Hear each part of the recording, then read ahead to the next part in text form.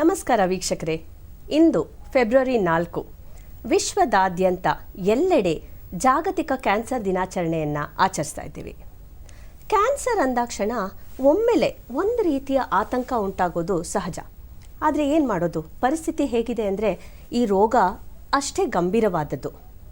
ಇದು ಇಡೀ ಪ್ರಪಂಚದಲ್ಲೇ 2ನೇ ಅತಿ ದೊಡ್ಡ ಮಹಾಮಾರಿಯಾಗಿ ಬೆಳೆದು ನಿಂತಿದೆ.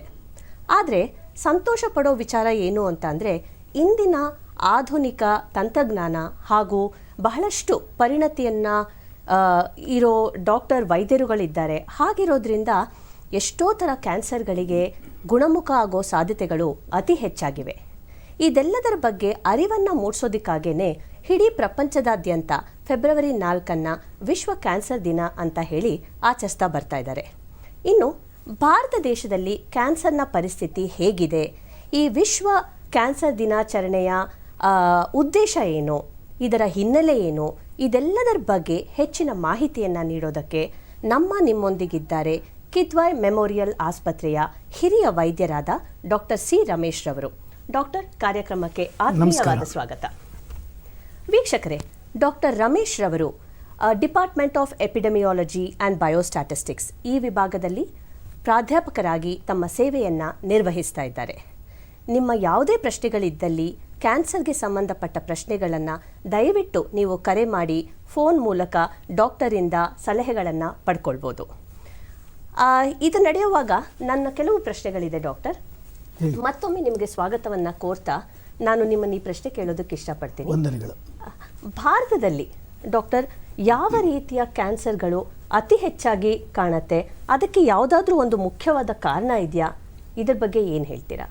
ನಮ್ಮ ಭಾರತ ದೇಶದಲ್ಲಿ ಕಳೆದ 25 ವರ್ಷದಲ್ಲಿ ಕ್ಯಾನ್ಸರ್ ಪ್ರಮಾಣ ಹೆಚ್ಚು ಕಡಿಮೆ ದುಪ್ಪಟ್ಟಾಗಿದೆ, 2ರಷ್ಟಾಗಿದೆ. ಸಾಮಾನ್ಯವಾಗಿ ನಮ್ಮಲ್ಲಿ ಭಾರತ ದೇಶದ ಒಂದು ಪರಿಸ್ಥಿತಿ ಹೇಗಿದೆ ಅಂದರೆ ಗ್ರಾಮೀಣ ಭಾಗದಲ್ಲೇ ಬೇರೆ ಥರ ಕ್ಯಾನ್ಸರು, ನಗರ ಪ್ರದೇಶಗಳಲ್ಲಿ ಬೇರೆ ಥರ ಕ್ಯಾನ್ಸರ್ನ ನೋಡ್ತೀವಿ ನಾವು. ನಗರ ಪ್ರದೇಶಗಳಲ್ಲಿ ನೀವು ತೊಗೊಂತಂದರೆ ಸಾಮಾನ್ಯವಾಗಿ ಕಂಡು ಬರ್ತಕ್ಕಂಥ ಕ್ಯಾನ್ಸರು ಶ್ವಾಸಕೋಶದ ಕ್ಯಾನ್ಸರು, ಪ್ರಾಸ್ಟೇಟ್ ಕ್ಯಾನ್ಸರು, ಇವು ಹೊಟ್ಟೆಯಲ್ಲಿ ಬರ್ತಕ್ಕಂಥ ಕ್ಯಾನ್ಸರು ನಗರ ಪ್ರದೇಶದಲ್ಲಿ ಹೆಚ್ಚಾಗಿ ಕಂಡು ಬರುತ್ತೆ. ಆದರೆ ಗ್ರಾಮೀಣ ಪ್ರದೇಶದಲ್ಲಿ ಸಾಮಾನ್ಯವಾಗಿ ಬಾಯಿಗೆ ಸಂಬಂಧಪಟ್ಟಂಥ ಬಾಯಿಯ ಕ್ಯಾನ್ಸರು ಬಹಳ ಸರ್ವೇ ಸಾಮಾನ್ಯವಾಗಿ ಕಂಡು ಬರುತ್ತೆ.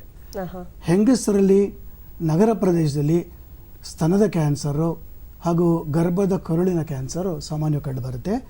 ಆದರೆ ಗ್ರಾಮೀಣ ಪ್ರದೇಶದಲ್ಲಿ ಗರ್ಭದ ಕರುಳಿನ ಕ್ಯಾನ್ಸರ್ ಮೊದಲನೇ ಸ್ಥಾನದಲ್ಲಿದ್ದು ಸ್ತನದ ಕ್ಯಾನ್ಸರು 2ನೇದ ಕಂಡು ಬರ್ತದೆ.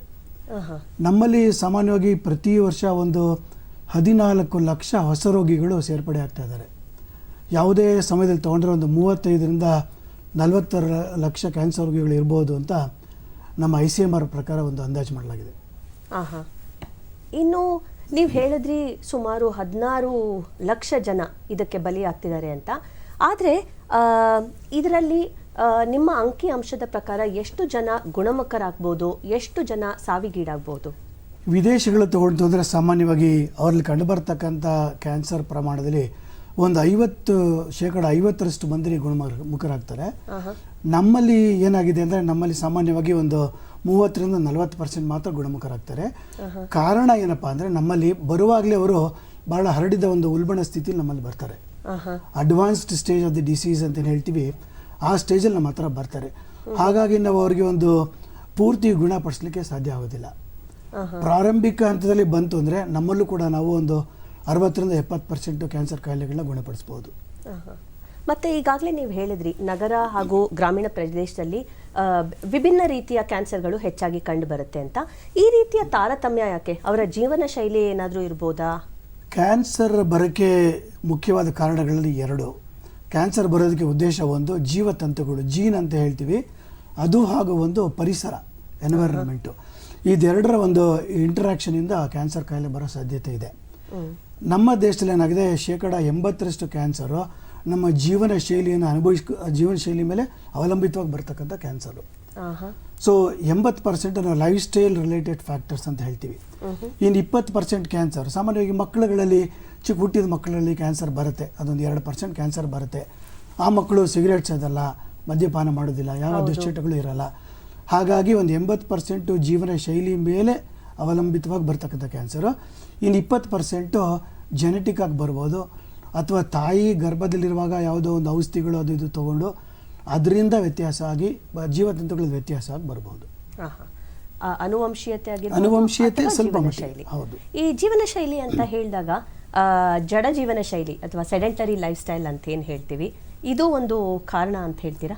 ಅದು ಬಹಳ ಮುಖ್ಯವಾದ ಕಾರಣ. ಅದಕ್ಕಿಂತ ಹೆಚ್ಚಾಗಿ ನಮ್ಮಲ್ಲಿ ಬರ್ತಕ್ಕಂಥ ಕ್ಯಾನ್ಸರ್ನಲ್ಲಿ ತಂಬಾಕು ಸೇವನೆಯಿಂದ ಬರೋದು ಕ್ಯಾನ್ಸರ್ ಒಂದು 35%, ಶೇಕಡ 35% ಇರುತ್ತೆ. ಆಮೇಲೆ ನಮ್ಮ ಆಹಾರ ಪದ್ಧತಿ, ನಮ್ಮಲ್ಲಿ ಹೆಚ್ಚು ಕೊಬ್ಬಿನಂಶವುಳ್ಳ ಆಹಾರ, ಆಮೇಲೆ ಕರಿದ ಪದಾರ್ಥಗಳನ್ನ ತಿನ್ನೋದು, ಹೆಚ್ಚು ಖಾರ ತಿನ್ನೋದು, ಇದರಿಂದ ಆಹಾರದ ಶೈಲಿಯಿಂದ ಒಂದು 30% ಕ್ಯಾನ್ಸರ್ ಬರುತ್ತೆ. ಇನ್ನು ಕೆಲವು ನಮ್ಮ ಒಂದು ರೀಪ್ರೊಡಕ್ಟಿವ್ ಆರ್ಗನ್ಸ್ ಅಂತ ಜನನೇಂದ್ರಿಯಗಳ ಶುಚಿತ್ವ, ಅದರದ್ದು ಒಂದು ಹೈಜೀನು ಅದು ನಮ್ಮಲ್ಲಿಲ್ಲ. ಈಗ ಸಾಮಾನ್ಯವಾಗಿ ಹೆಂಗಸರಲ್ಲಿ ಗರ್ಭದ ಕೊರಳಿನ ಕ್ಯಾನ್ಸರ್ಗೆ ಸಾಮಾನ್ಯವಾಗಿ ಅವರು ಹೊರಗಾದ ದಿವಸಗಳಲ್ಲಿ ಸ್ಯಾನಿಟರಿ ಪ್ಯಾಡ್ ಉಪಯೋಗಿಸಬೇಕು ಅನ್ನೋ ಒಂದು ಇಲ್ಲ. ಈಗ ನಮ್ಮ ಸನ್ಮಾನ್ಯ ಪ್ರಧಾನಮಂತ್ರಿಗಳು ಭಾಳ ಮುತುವರ್ಜಿ ವಹಿಸಿದ್ರ ಬಗ್ಗೆ ಬಹಳ ಕಾರ್ಯಕ್ರಮಗಳನ್ನ ಹಮ್ಮಿಕೊಂಡಿದ್ದಾರೆ. ಜನಗಳಿಗೆ ಆ ಸಮಯದಲ್ಲಿ ಒಂದು ಸ್ಯಾನಿಟರಿ ಪ್ಯಾಡ್ ಉಪಯೋಗಿಸ್ಬೇಕು ಅಂತಿಲ್ಲ. ಅದಕ್ಕೆ ಯಾವುದೋ ಒಂದು ಸಿನಿಮಾಗಳ ಮೂಲಕ, ಯಾವುದೋ ಪ್ಯಾಡ್ ಮ್ಯಾನ್ ಅಂತ ಬೇರೆ ಬಂತು ಅಕ್ಷಯ್ ಕುಮಾರ್ದು, ಈ ಮೂಲಕ ಜನಗಳಿಗೆ ತಿಳುವಳಿಕೆ ಹೇಳ್ತಾ ಇದೆ. ಈಗ ಬರ್ತಾ ಬರ್ತಾ ಅದ್ರ ಬಗ್ಗೆ ಒಂದು ಜಾಗೃತಿ ಮೂಡ್ತಾ ಇದೆ. ಆದರೆ ಕೂಡ ಒಂದು ಸೇಫ್ ಸೆಕ್ಷುವಲ್ ಆ್ಯಕ್ಟಿವಿಟೀಸ್ ಇಲ್ಲ ನಮ್ಮಲ್ಲಿ. ಸಾಮಾನ್ಯವಾಗಿ ಸಣ್ಣ ವಯಸ್ಸಿಗೆ ಇನ್ನೂ ಮದುವೆ ಮಾಡ್ತಕ್ಕಂಥ ಒಂದು ಅಭ್ಯಾಸ ನಮ್ಮಲ್ಲಿ ಇನ್ನೂ ಒಂದು ಇದೆ. ಅದು ಅವ್ರಿಗೆ ಒಂದು ಗರ್ಭದ ಒಂದು ಸ್ಥಿತಿ ಆರೋಗ್ಯವಂತ ಆಗೋಕ್ಕೆ ದೃಢವಾಗಿ ಮುಂಚೆನೇ ಅವ್ರಿಗೆ ಒಂದು ಸೆಕ್ಷುವಲ್ ಎಕ್ಸ್ಪೋಜರ್ ಆಗಿಬಿಡುತ್ತೆ. ಹಾಗಾಗಿ ಈ ಹಾರ್ಮೋನ್ ರಿಲೇಟೆಡ್ ಕ್ಯಾನ್ಸರ್ಸ್ಗಳೆಲ್ಲ ಸರ್ವೇ ಸಾಮಾನ್ಯವಾಗಿ ಕಂಡುಬರುತ್ತೆ. ಈಗ ಡಾಕ್ಟರ್, ಸುಮಾರು ಜನಕ್ಕೆ ಇವು ಒಂದು ಅವೇರ್ನೆಸ್ ಇದೆ. ಈಗ ಬ್ರೆಸ್ಟ್ ಕ್ಯಾನ್ಸರ್ ಅಥವಾ ಸ್ತನಗಳ ಕ್ಯಾನ್ಸರ್ ಅಂತ ಹೇಳಿದ್ರೆ ಯಾವ ಥರ ನಾವು ನಮ್ಮನ್ನು ನಾವೇ ಪರಿಶೀಲಿಸ್ಕೊಳ್ಬೋದು, ಎಕ್ಸಾಮಿನ್ ಮಾಡ್ಕೊಳ್ಬೋದು ಅಂತ. ಆದರೆ ಈ ಸರ್ವೈಕಲ್ ಕ್ಯಾನ್ಸರ್ ಅಥವಾ ಈ ಗರ್ಭಕಂಠದ ಕ್ಯಾನ್ಸರ್ ಅಂತ ಏನು ಹೇಳಿದ್ರಿ, ಇದು ಒಬ್ಬ ಮನುಷ್ಯ, ಒಬ್ಬ ಯುವತಿಗೆ ಅಥವಾ ಒಬ್ಬ ಹೆಂಗಸಲ್ಲಿ ಇದೆ ಅಂತ ಯಾವ ರೀತಿ ಗೊತ್ತಾಗತ್ತೆ? ಇದಕ್ಕೆ ಈ ಗರ್ಭದ ಕೊರಳಿನ ಕ್ಯಾನ್ಸರ್ಗೆ ಕೆಲವು ನಿರ್ದಿಷ್ಟವಾದ ಚಿಹ್ನೆಗಳುಂಟು. ಸಾಮಾನ್ಯವಾಗಿ ಹೆಂಗಸರು ಪ್ರತಿ ಮಾಸದಲ್ಲಿ ಋತುಮತಿಯಾದಾಗ ಒಂದು ಬ್ಲೀಡಿಂಗ್ ಅಂತ ಬಿಳುಪು ಹೋಗೋದು ಅಂತ ಹೇಳ್ತಾರೆ ಹಳ್ಳಿ ಕಡೆ. ಅದು ಸಾಮಾನ್ಯವಾಗಿ 3 ರಿಂದ 5 ದಿವಸದೊಟ್ಟಿಗೆ ಇರುತ್ತೆ. 5 ದಿವಸಗಳ ನಂತರ ಆದರೂ ಕೂಡ ಇನ್ನೂ ಆ ರಕ್ತಸ್ರಾವ ನಿಲ್ಲದೆ ಹೋದರೆ ಅಥವಾ ಬಿಳುಪು ಹೋಗದೆ ಹೋಯ್ತಂದರೆ ತಕ್ಷಣ ಅವ್ರ ವೈದ್ಯರನ್ನ ಕಾಣಬೇಕು. ಒಂದು. ಎರಡನೇದು, ಸಾಮಾನ್ಯವಾಗಿ ಇದು ಸೆಕ್ಶುಯಲಿ ಟ್ರಾನ್ಸ್ಮಿಟೆಡ್ ಡಿಸೀಸ್ ಅಂತ ಹೇಳ್ತೀವಿ. ಅಂದರೆ ಲೈಂಗಿಕತೆಯಲ್ಲಿ ಒಂದು ಅಸಹಜವಾದ ಒಂದು ಪ್ರವೃತ್ತಿ. ಅಂದರೆ ಅನೇಕ ಜನ ಗಂಡಸರ ಜೊತೆ ಒಂದು ಸೆಕ್ಶುವಲ್ ಹ್ಯಾಬಿಟ್ ಇಟ್ಕೊಳ್ಳೋದು, ಇದು ಸೆಕ್ಶುಯಲಿ ಟ್ರಾನ್ಸ್ಮಿಟೆಡ್ ಡಿಸೀಸ್ ಅಂತ ಆಗುತ್ತೆ. ಅದು ಇದಕ್ಕೆ ಮುಖ್ಯವಾದ ಕಾರಣ ಒಂದು ಹ್ಯೂಮನ್ ಪ್ಯಾಪಿಲೋಮಾ ವೈರಸ್ ಅಂತ ಒಂದು ವೈರಾಣು. ಇದು 90% ಗರ್ಭದ ಕೊರಳಿನ ಕ್ಯಾನ್ಸರ್ಗೆ ಈ ಹ್ಯೂಮನ್ ಪ್ಯಾಪಿಲೋಮಾ ವೈರಸ್ ಕಾರಣವಾಗಿರುತ್ತೆ. ಇದನ್ನ ಪತ್ತೆ ಹಚ್ಚೋದು ಬಹಳ ಸುಲಭ. 5 ದಿವಸಕ್ಕಿಂತ ಹೆಚ್ಚು ರಕ್ತಸ್ರಾವ ಇತ್ತು ಅಂದರೆ ಸ್ತ್ರೀ ರೋಗ ತಜ್ಞರ ಹತ್ರ ಹೋಗಿ ಅವರು ಒಂದು ಬಹಳ ಸುಲಭವಾದ ಒಂದು ಪ್ಯಾಪ್ಸ್ಮಿಯರ್ ಅಂತ ಮಾಡ್ತಾರೆ. ಒಂದು ಗರ್ಭದ ಕೊರಳದಿಂದ ಒಂದು ದ್ರವವನ್ನು ತಗೊಂಡು ಅದನ್ನು ಪರೀಕ್ಷೆ ಮಾಡಿದಾಗ ಏನು ಅಸಹಜವಾದ ತೊಂದರೆ ಏನಾರು ಇದೆಯಾ ಅಂತ ಗೊತ್ತಾಗುತ್ತೆ. ಇದು ಎಲ್ಲ ಒಂದು ಗ್ರಾಮೀಣ ಪ್ರದೇಶಗಳಲ್ಲಿ ಕೂಡ ಒಂದು ಪ್ರೈಮರಿ ಹೆಲ್ತ್ ಸೆಂಟರ್ ಇರ್ಬೋದು, ಎಲ್ಲ ಕಡೆಯಿಂದ ಸುಲಭವಾಗಿ ಸಿಗ್ತಕ್ಕಂಥ ಒಂದು ಫೆಸಿಲಿಟಿನ, ಈ ಫೆಸಿಲಿಟಿ ಉಪಯೋಗಿಸ್ಕೊಂಡು ಅಂದರೆ ಈ ಸರ್ವೈಕಲ್ ಕ್ಯಾನ್ಸರ್ನ ಬಹಳ ಬೇಗ ಪತ್ತೆ ಹಚ್ಬೋದು.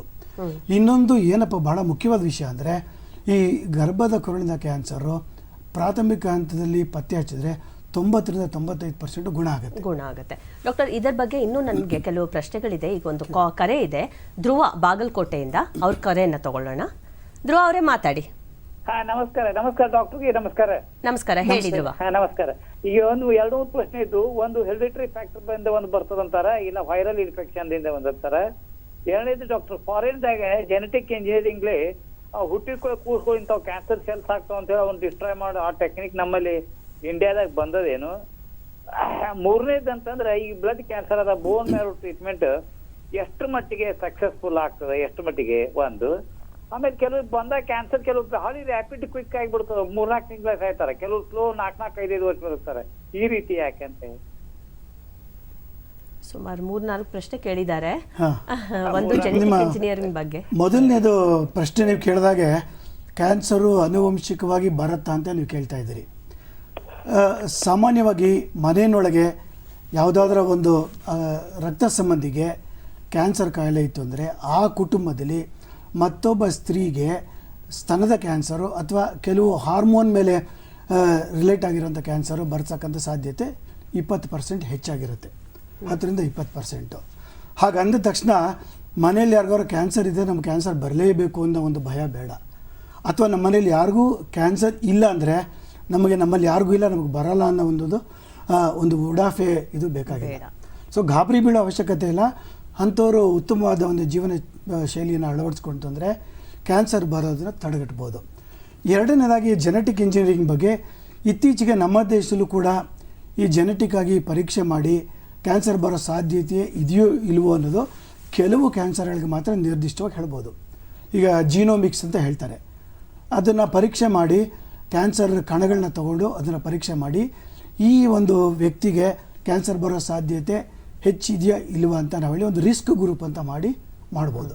ಆ ಸೌಲಭ್ಯ ನಮ್ಮ ದೇಶದಲ್ಲೂ ಬೆಂಗಳೂರಿನಂಥ ಮಹಾನಗರದಲ್ಲೂ ಸಿಗುತ್ತೆ.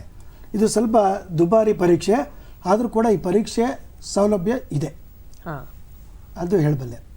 ಜೆನೆಟಿಕ್ ಇಂಜಿನಿಯರಿಂಗು ಇನ್ನೂ ಬೇರೆ ಕಡೆ ಪ್ರಪಂಚದಲ್ಲಿ ನಡೀತಾ ಇದೆ. ಅದ್ರ ಬಗ್ಗೆ ಇನ್ನೂ ನಮ್ಮಲ್ಲಿ ಸಾಕಷ್ಟು ಆವಿಷ್ಕಾರಗಳಾಗಬೇಕು, ಅದ್ರ ಬಗ್ಗೆ ಸಾಕಷ್ಟು ಸಂಶೋಧನೆಗಳಾಗಬೇಕು. ಆಮೇಲೆ ಅದರಿಂದ ಉಪಯುಕ್ತತೆ ಏನೋದು ಗೊತ್ತಾಗುತ್ತೆ. ಈಗಿನ ಪರಿಸ್ಥಿತಿಲಿ ಈಗ ಕ್ಯಾನ್ಸರ್ ಬಂದ ನಂತರ ಏನು ಮಾಡಬೇಕು ಅನ್ನೋದ್ರ ಬಗ್ಗೆ ಹೆಚ್ಚಿನ ನಮ್ಮದು ಸಮಸ್ಯೆ ಇರೋದರಿಂದ ಇದನ್ನು ಸದ್ಯದ ಮಟ್ಟದಲ್ಲಿ ಪ್ರಪಂಚದಲ್ಲಿ ಸಂಶೋಧನೆ ಮಾಡಿ ಅದನ್ನು ನಾವು ಅಳವಡಿಸ್ಕೋಬೋದು ಅಂತ ನಾನು ಹೇಳ್ತೀನಿ. ನಾನು ಡಾಕ್ಟರ್ ಮತ್ತೆ ಅವರು ಅದನ್ನು ಕೇಳಿದ್ರು, ಕೆಲವರಿಗೆ ಬೇಗ ಹರಡುತ್ತೆ, ಇನ್ನು ಕೆಲವರಿಗೆ ನಿಧಾನವಾಗಿ ಹರಡುತ್ತೆ ಅಂತ. ಈ ರೀತಿ ಯಾಕೆ ಆಗೋದಕ್ಕೆ ಸಾಧ್ಯ? ಅದು ಕ್ಯಾನ್ಸರ್ ಮೇಲೆ ಡಿಪೆಂಡ್ ಆಗುತ್ತಾ, ಯಾವ ಅಂಗದ ಕ್ಯಾನ್ಸರ್ ಅಂತ? ಇದು ಸಾಮಾನ್ಯವಾಗಿ ಕ್ಯಾನ್ಸರ್ನಲ್ಲಿ ನಾವು ಪೆಥಾಲಜಿಕಲ್ ವೆರೈಟಿ ಅಂತ ಹೇಳ್ತೀವಿ. ಕೆಲವು ವೆರೈಟಿಗಳು ಭಾಳ ಫಾಸ್ಟಾಗಿ ಹರಡುತ್ತೆ, ಕೆಲವು ವೆರೈಟಿಗಳು ಫಾರ್ ಎಕ್ಸಾಂಪಲ್ ಈಗ ಗರ್ಭಕೋಶಲ್ಲಿ ತೊಗೊಂಡು ಅಂದರೆ ಸ್ಕ್ವಾಮಸೆಲ್ ಕಾರ್ಸಿನೋಮಾ ಅಂತ ಹೇಳ್ತೀವಿ, ಅದು ಸಾಕಷ್ಟು ನಿಧಾನವಾಗಿ ಹರಡುತ್ತೆ. ಇನ್ನು ಕೆಲವು ಅಡಿನೋ ಕಾರ್ಸಿನೋಮಾ ಅಂತ ಹೇಳ್ತೀವಿ, ಅದು ಬಹಳ ಬೇಗ ಹರಡುತ್ತೆ. ಇದು ಹರಡುವಿಕೆ ಸಾಮಾನ್ಯವಾಗಿ ವ್ಯಕ್ತಿಯ ರೋಗ ನಿರೋಧಕ ಶಕ್ತಿ ಎಷ್ಟಿದೆ ಅನ್ನೋದ್ರ ಮೇಲೆ ನಿರ್ಧಾರ ಆಗುತ್ತೆ. ಅವರು ಒಂದು ನ್ಯೂಟ್ರಿಷನ್ ಆಗಿ ಎಷ್ಟು ಶಕ್ತಿ ಅವರಿಗೆ ಇದೆ ಅನ್ನೋದ್ರ ಮೇಲೆ ಡಿಪೆಂಡ್ ಆಗುತ್ತೆ. ಇನ್ನೊಂದು ಅವ್ರಿಗೆ ಸರಿಯಾದ ರೀತಿ ಒಂದು ಅನುಸರಣಿಕೆ ಫಾಲೋ ಅಪ್ ಮಾಡ್ಕೊಳ್ತಾ ಹೋಯಿತು ಅಂದರೆ ಕ್ಯಾನ್ಸರ್ ಎಷ್ಟು ಬೇಗ ಹರಡುತ್ತೆ ಅನ್ನೋದನ್ನ ಭಾಳ ಬೇಗ ಪತ್ತೆ ಹಚ್ಚಬಹುದು. ಮತ್ತು ಅವ್ರು ಕೇಳಿದ್ರು ಬ್ಲಡ್ ಕ್ಯಾನ್ಸರ್ನಲ್ಲಿ ಬೋನ್ ಮ್ಯಾರೋ ಥೆರಪಿ ಎಷ್ಟರ ಮಟ್ಟಿಗೆ ಸೂಕ್ತ ಅಂತ. ಸಾಮಾನ್ಯವಾಗಿ ಒಂದು 100 ಜನಗಳಿಗೆ ಬೋನ್ ಮ್ಯಾರೋ ಅಡ್ವೈಸ್ ಮಾಡ್ತು ಅಂದರೆ ಅದು ಒಂದು 30% ಮಂದಿಗೆ ಅದರ ಉಪಯುಕ್ತ ಲಭ್ಯವಾಗುತ್ತೆ. ನಮ್ಮಲ್ಲಿ ಸೌಲಭ್ಯ ಬೆಂಗಳೂರಿನಲ್ಲೂ ಇದೆ, ಸುಮಾರು ಕಡೆ ಇದೆ. ಈಗ ಕಿದ್ವಾಯಿನಲ್ಲೂ ಪ್ರಾರಂಭ ಮಾಡಿದ್ದಾರೆ ಬೋನ್ ಮ್ಯಾರೋ ಟ್ರಾನ್ಸ್ಪ್ಲಾಂಟೇಷನ್ ಮಾಡ್ತಾ ಇರೋದು. ಇದರದ್ದು ಸಕ್ಸಸ್ ರೇಟು ಅಗೇನ್ ಅದು ಅವರ ಒಂದು ದೇಹದ ನಿರೋಧಕ ಶಕ್ತಿ ಮೇಲೆ ನಿರ್ಧಾರ ಆಗುತ್ತೆ. ಬಟ್ ಜನರಲ್ ಆಗಿ ತೊಗೊಂಡ್ರೆ ಸರಾಸರಿ ಒಂದು 30% ರೋಗಿಗಳಿಗೆ ಬೋನ್ ಮ್ಯಾರೋ ಟ್ರಾನ್ಸ್ಪ್ಲಾಂಟೇಷನಿಂದ ಭಾಳ ಸಹಾಯ ಆಗುತ್ತೆ, ಗುಣ ಆಗುತ್ತೆ. ಧನ್ಯವಾದಗಳು ಡಾಕ್ಟರ್. ಧ್ರುವ ಅವರೇ, ನಿಮ್ಮ ಪ್ರಶ್ನೆಗಳಿಗೆ ಉತ್ತರ ಸಿಕ್ಕಿದೆ. ಮತ್ತೊಂದು ಕರೆ ಇದೆ ಡಾಕ್ಟರ್. ಲಾವಣ್ಯ ಚಿಕ್ಕಬಳ್ಳಾಪುರದಿಂದ. ಲಾವಣ್ಯ ಅವರೇ ಮಾತಾಡಿ. ನಮಸ್ಕಾರ ಸರ್. ನಮಸ್ಕಾರ, ಹೇಳಿ. ಲಾವಣ್ಯ ಅವರೇ ಹೇಳಿ, ಕೇಳಿಸ್ತಿದೆ. ನಮಸ್ಕಾರ ಸರ್. ಹೇಳಿಮ್ಮ, ಹೇಳಿ. ನಮ್ಮ ಅಜ್ಜಿಯವ್ರಿಗೆ ಕ್ಯಾನ್ಸರ್ ಇದೆ. ಹಾಂ.